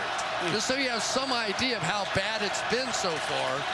Let's see if they have the confidence to even run it here. Extra lineman Michael Dunn in the game. 3rd and a long yard. Mayfield trying to get the yard with the sneak. The shoulder injury and the heel injury and the foot and the knee and the whole deal. They move the chains. First down, Cleveland. Yeah, well, this is, you've got the best probably interior 3 in football. Why not? Let's just go get it here. And Baker's one of those chip on the shoulder kind of guys anyway. I mean, he had a game when he was at Oklahoma. Somebody tried to run through when they were doing their pregame warm-up from the other team, and he beamed him right in the helmet. I mean, that's the kind of guy you're dealing with number 6. The 41-yard line, first down, 10.5 remaining in regulation. Toss to Kareem Hunt. That was sniffed out. Patrick Queen injured in the in the 3rd quarter. Back in the game, and he and Chuck Clark combined on the tackle. Just an amazing play by Chuck Clark here. It is so hard to set the edge on the outside of one of these toss sweeps, and he just got it done. Watch right here. He's going to take out the blockers, and he's going to make the tackle. That's fantastic. And then Queen's going to come clean it up because he did set that edge. Hunt out, Chubb in. 2nd and 13. Ravens bring in pressure. Mayfield, nowhere to go. He's sacked from behind. Tyus Bowser, 5.5 sacks, team leader.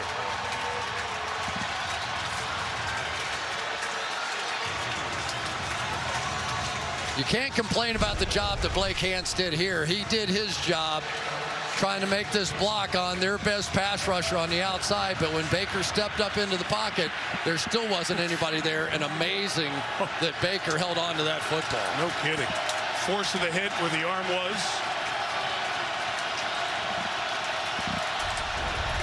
Have to get to the other 49, 3rd and 20. Look out. Mayfield, oh, somehow it got through to Jamarcus Bradley. Who gets near the 40-yard line, still 11 short of the first down, but Cleveland's fortunate to be punting this ball. I think it's a lot easier to read defenses up here than must be on the field. I mean, he had a little arrow back out route, and I said Humphrey's going to the end zone with this one, and he just missed. I don't think Marlon Humphrey can believe it. Well, they have the get-back coach on the sideline. You could be the lookout coach in the booth. I'm going to stop saying that. I'm with you, though. Scottish-born Jamie Gillen. Good kick. 48 yards. What a play on special teams. Duvernay had nowhere to go. And A.J. Green will force Baltimore to go a long field. 8.5 to go. Tight, as it is in the division. Get the Walmart Plus 4K frustration cam here. We're going to focus in on Jadeveon Clowney, who's going to go home tonight and say, honey, I was this close all night long to getting that number 8 Lamar Jackson, and I just could not get him on the ground. I mean, he's a phenomenal athlete, but nobody really has been able to solve Rubik's Cube that is Lamar Jackson. Lamar is the one who's kept Cleveland in this game with the 4 interceptions, career high. Drive starts at the 14. Jackson on the edge, floats it out there. On the sideline, ruled incomplete. They'll bring up second down. So this is interesting. You have 8.5 minutes left. Lamar Jackson's your guy. I mean, his electricity has helped this offense, but he's also thrown 4 interceptions. What do you do if you're play calling from Baltimore right now? Give him the ball. I mean, Michael Jordan missed a bunch of shots. What are you going to do? Give him the ball, right? I mean, you're going to give him the ball. If you get beat, you get beat. That's the way it goes.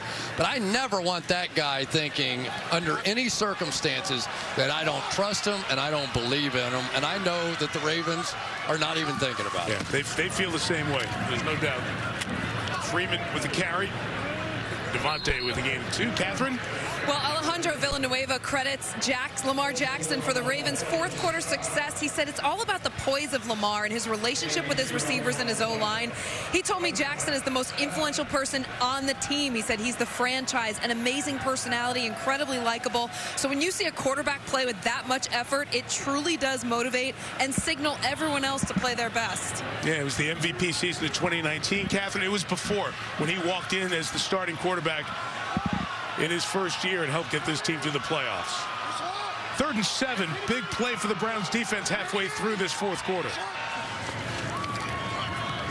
Jackson had it deflected. Did Clowney get a piece of that?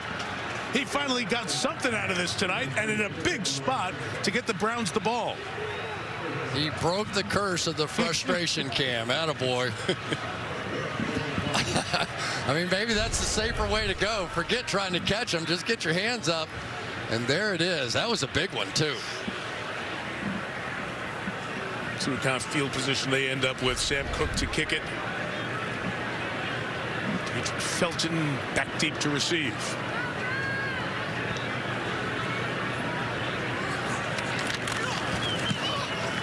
Well protected.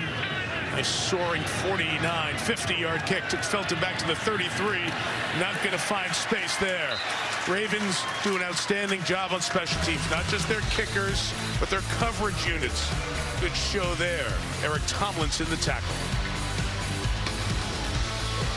Look at our next-gen stats powered by AWS, and here is what's happening. Basically, it has been the 8-man front of the Ravens on early downs, especially all night long, that has just frustrated this Browns running game. And at least so far, the Browns haven't made enough plays in the passing game to get them out of it. They average 157. They have 35 on the ground. But Mayfield's been better in the air than he has been the last 2 weeks. From the 30, the blitz comes. Chubb tries to get around the edge. And gets 6. Chuck Clark fought off the block of Austin Hooper to make the tackle. Good first down gain for the Browns. Yeah, and this is running the play effectively this time. So they'll pull both of these guys, but they're trying to get hooks out here so that you get the bounce out. Draw the linebackers up. Suck them in there. Then get outside. Then you've got your puller going all the way around in Batonio. That's one of their best, and they really have been ineffective running that play tonight. Under 7 in regulation. Remember, the Browns missed a field goal early in this one on their opening drive. The 35, Mayfield clutching and throwing away. over the head of Landry, who's complaining back to the official. And I just wonder a little bit how much the loss of Harrison Bryant is impacting this offense as well. They're so used to that 3 tight end set. And so far they've been playing Jamarcus Bradley in there as that other guy who's a good blocker, but he's not the tight end they're used to. The third downs has spread out. Third and short. Medium and long, not good. 2 of 9. Well, they are all up. This one very much looks like a 0 blitz in the house. Here is Mayfield for Landry. Nope. Ravens disguise, defend, and force a 3 and out. Yeah, it looked like it, but it wasn't. And give the Browns credit, they had it picked up, but they're just not getting open against the man-to-man coverage in behind it. So one of the problems with not having Odell Beckham Jr. and Rashard Higgins and Anthony Schwartz and those guys out here, and Harrison Bryant too, is that you're not getting open with regularity. 6th punt for Gillen. He's averaged 44 a kick tonight. Not his best. The bounce worked out okay, so it'll be about a 42-yard kick and all net. Baltimore's got a long field to go. Flexed into this one for next Sunday night. Teddy Bridgewater and the Broncos. Teddy was in, then out, then back in. They got the win over the Chargers. They're within a game of Kansas City. You'll see Patrick Mahomes next Sunday night. Don't forget, make sure those Sunday night 7 picks are taken care of. Free to play NBC Sports Predictor app. A new $1 million jackpot contest. Good night for you and Al. You get to go to Arrowhead and see Patrick Mahomes. What more could you ask for? Yeah, we're starting to see some old regulars again, right? The Chiefs and the Patriots and the Buccaneers. You know, some of the teams that you expect to be there at the end are starting to show their head now. A whole bunch of 4-loss teams in the AFC. Baltimore trying to stay 1 length ahead. Lamar Jackson off to the races. Got his number retired at Louisville. And he gains 11 there for the first down. Yeah, here's the play that we were talking about, where he's going to end up faking in here and then keeping the ball in behind it. It's so difficult to play both, right? And instead of JOK, Jeremiah Owusu-Koramoah, being back there to sort of spy, they had him on the edge and sending him outside, so they lost their pursuit angle with their fastest player. Under 6 to go. Jackson gives to Freeman, who got the edge. Devontae Freeman with a strong first down game. John Johnson III, who had the pick earlier with the tackle there. Yeah, this is really what Devontae Freeman has brought to this offense, is that he has the speed now, once they do block this edge, to get it out there. You know, Latavius Murray is a tremendously strong, powerful runner inside. But once they started developing that outside complement, it has really advanced this offense. 8 on first down. Freeman gains 3 on second down, and that'll move the chains. The Ravens first down as we hit the final 5. And what the Baltimore Ravens are built to do is exactly what the Cleveland Browns did in their game a week ago, which is take this situation and never let the Cleveland Browns see the ball again, right? Yep. That's your goal. That's what you live for, as an offense that's built this way with all these big, powerful guys. You just want to pound the ball down the field, force them to take all their timeouts, and walk out of here frustrated because Baker Mayfield never saw the ball again. Cleveland has a good run defense as well, 7th in the league. The Ravens have gotten it done, and Jackson, as usual, the lead role in that. About 3 yards, and it's Owusu-Koramoah. Again, I'm going to make that a yard or so, not 3, I beg your pardon. So it'll be second, long 8. A snap that'll come inside of 4 minutes in regulation. Owusu-Koramoah is amazing. Amazing. He came from the far side of that formation and ran down Lamar Jackson on that one. That was really something to watch. Kevin Stefanski told us he got a text from Tony Dungy when he drafted him. Tony saw him at Notre Dame last year and said, "You've got a really good player." That's Jackson. What a grab. What a sidearm. Go low throw to Marquise Brown. First down for Baltimore. I love the call by Greg Roman, the offensive coordinator. You've just been running, and now you come right back and complete a pass, and it really backs off that defense. And sometimes, you ever notice when he kind of wants to keep it low and protect his receiver? It's almost like slinging it down ground level, almost like, get down. There's a safety coming. Just get down. 3:15 to go. Stefanski has the 2 timeouts remaining. Freeman. Stefanski will take the first timeout after the gain of 4 to the 39-yard line. So 1 left for Cleveland here. 3:05 remaining.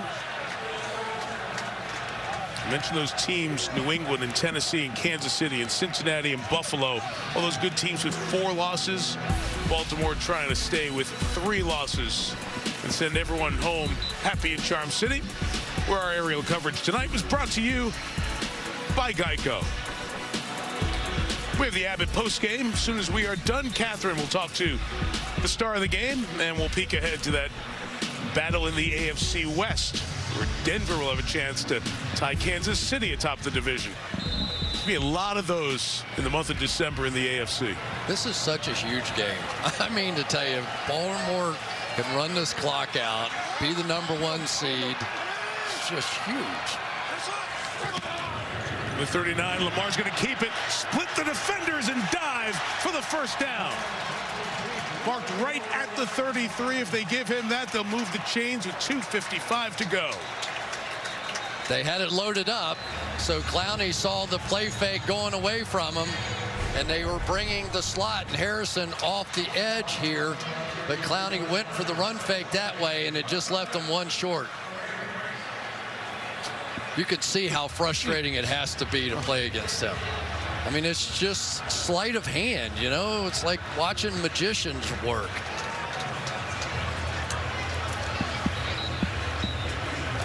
Out of everything in sports, I think this is the most frustrating thing for a professional defensive team, to know all we have to do is get the ball back, give my team just 1 more shot at this thing here.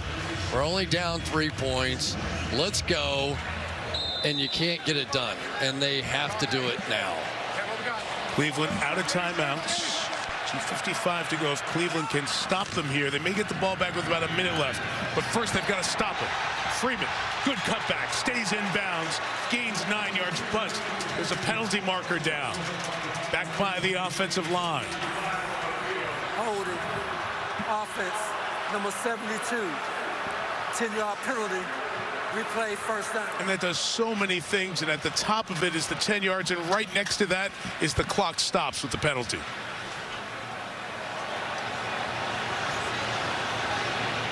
There's so many times that when this ball bounces out, you're going to see it right here, that grab right there turns into an obvious hold.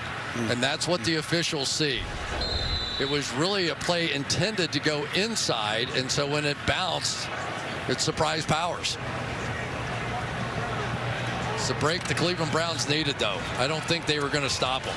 Now they get a big opportunity to get these pass rushers back involved, possibly. The timeouts with Baltimore just keep it on the ground and bleed as much time as possible. Good run by Freeman. They've been getting big chunks in the running game here on this drive.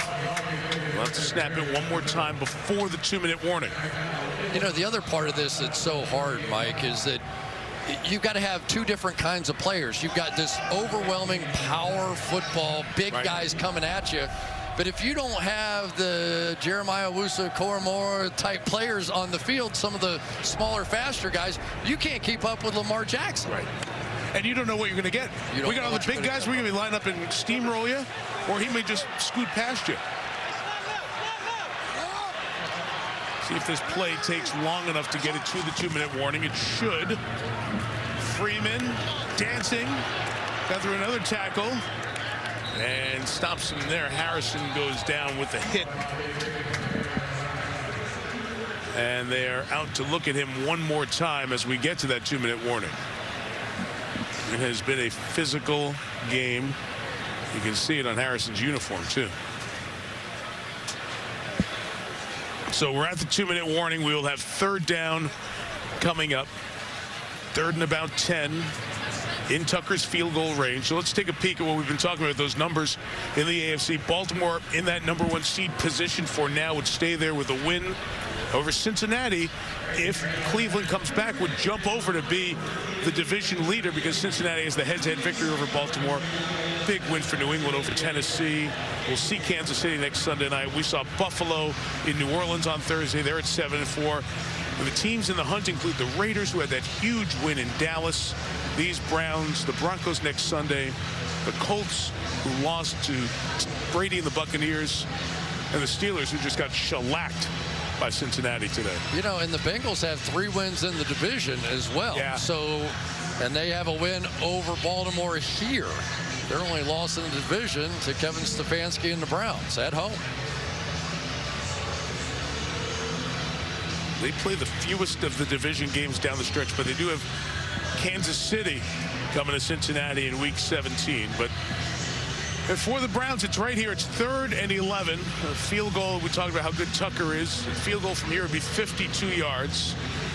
Still keep you in the game with a chance. But they're going to have to make sure they don't let Lamar get free, make a run, and close the game.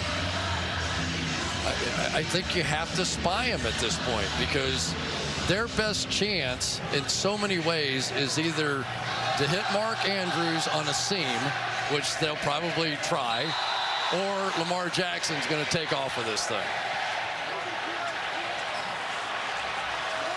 What will Greg Roman, the offensive coordinator, call? 3rd and 11.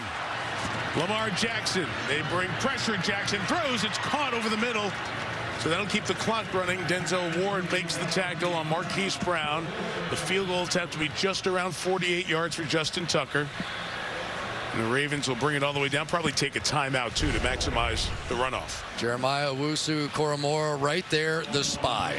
Watch this. He's going to act like he's rushing to hold that center, not let him help with anybody. But all he was doing was watching Lamar Jackson. And one of the reasons they were so excited to draft him was for one player and one player only, and that's Lamar Jackson.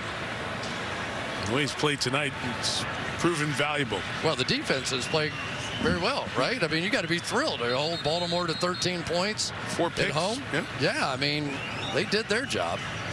Well, Cleveland's going to get a chance here. Question is, will it be a 3-point deficit or 6? And you've got Tucker, who just went over to practice 1 or 2 more in the net. Kevin Stefanski's thinking about the plays he's going to call after the Tucker kick.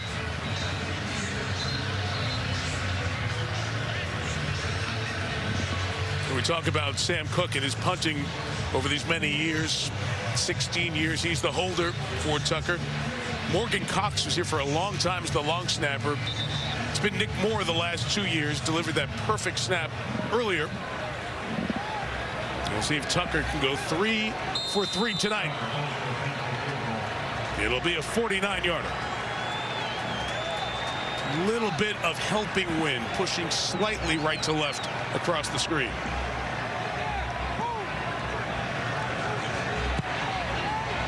Absolutely perfect. 64 yards it would have been good from on our SNF kicks. Down 6.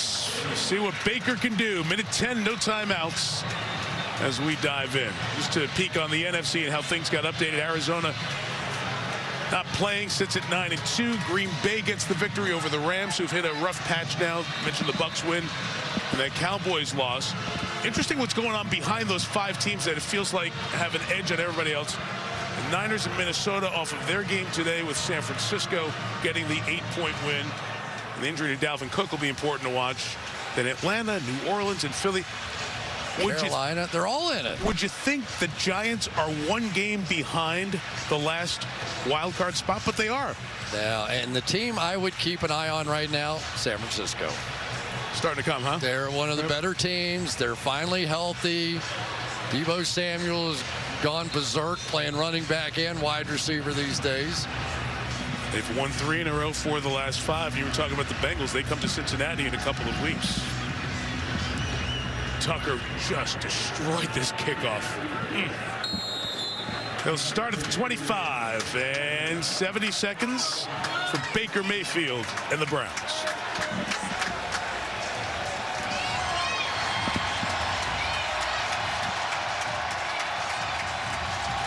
Minute 10, no timeouts. You still have so many options to get down the field. You don't have the game-breaking receiver. Who do you think the most feared player should be if you were the Baltimore defense right now? For me, it's really two guys. It's Jarvis Landry and it's David Njoku. Dearness Johnson is the running back to start this drive. Here we go from the 25, Mayfield. In trouble. Can't escape. Did get rid of it, though, and incomplete. And that is big. You hear every quarterback say, can't take a sack, can't take a sack. He didn't.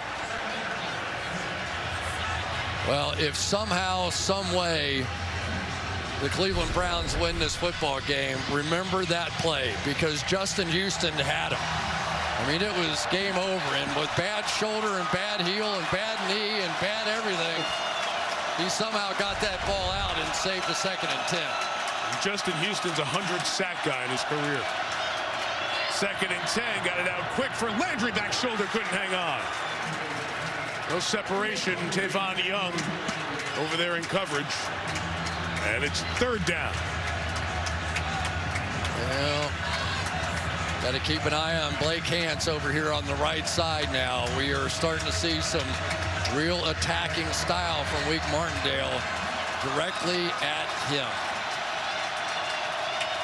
Hance is in because Jack Conklin went out earlier. Ray Lewis been revving him up from the suite level. Looks like he's ready to rush. There are a bunch of Ravens rushing. Mayfield's pass, not hung on to by Hooper, incomplete. And it'll be 4th down.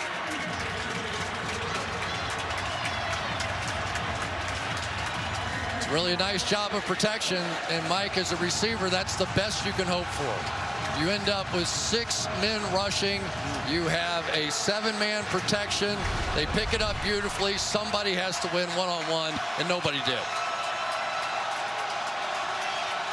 Bowser is back in coverage. Gotta have it 4th and 10. Well, they come with an all-out blitz. They do. Mayfield throws. It's caught. Njoku can't get there. Bowser the tackle. Baltimore will take it.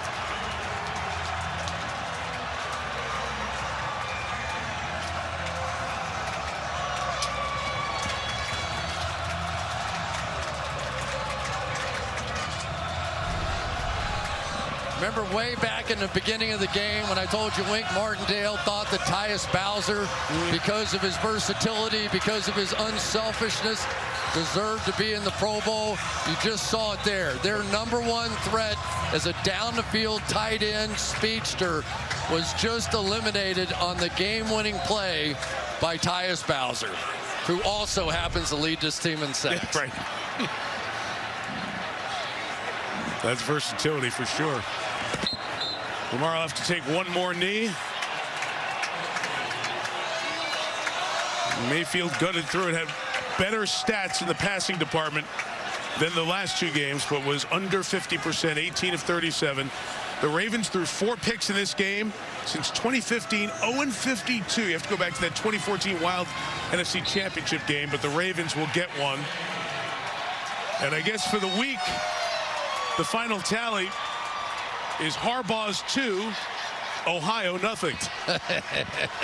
You've been waiting all night for that one. It allows me to enter Ann Arbor safely when I return home. And it's not even the biggest Harbaugh win of the week. Not even close, right?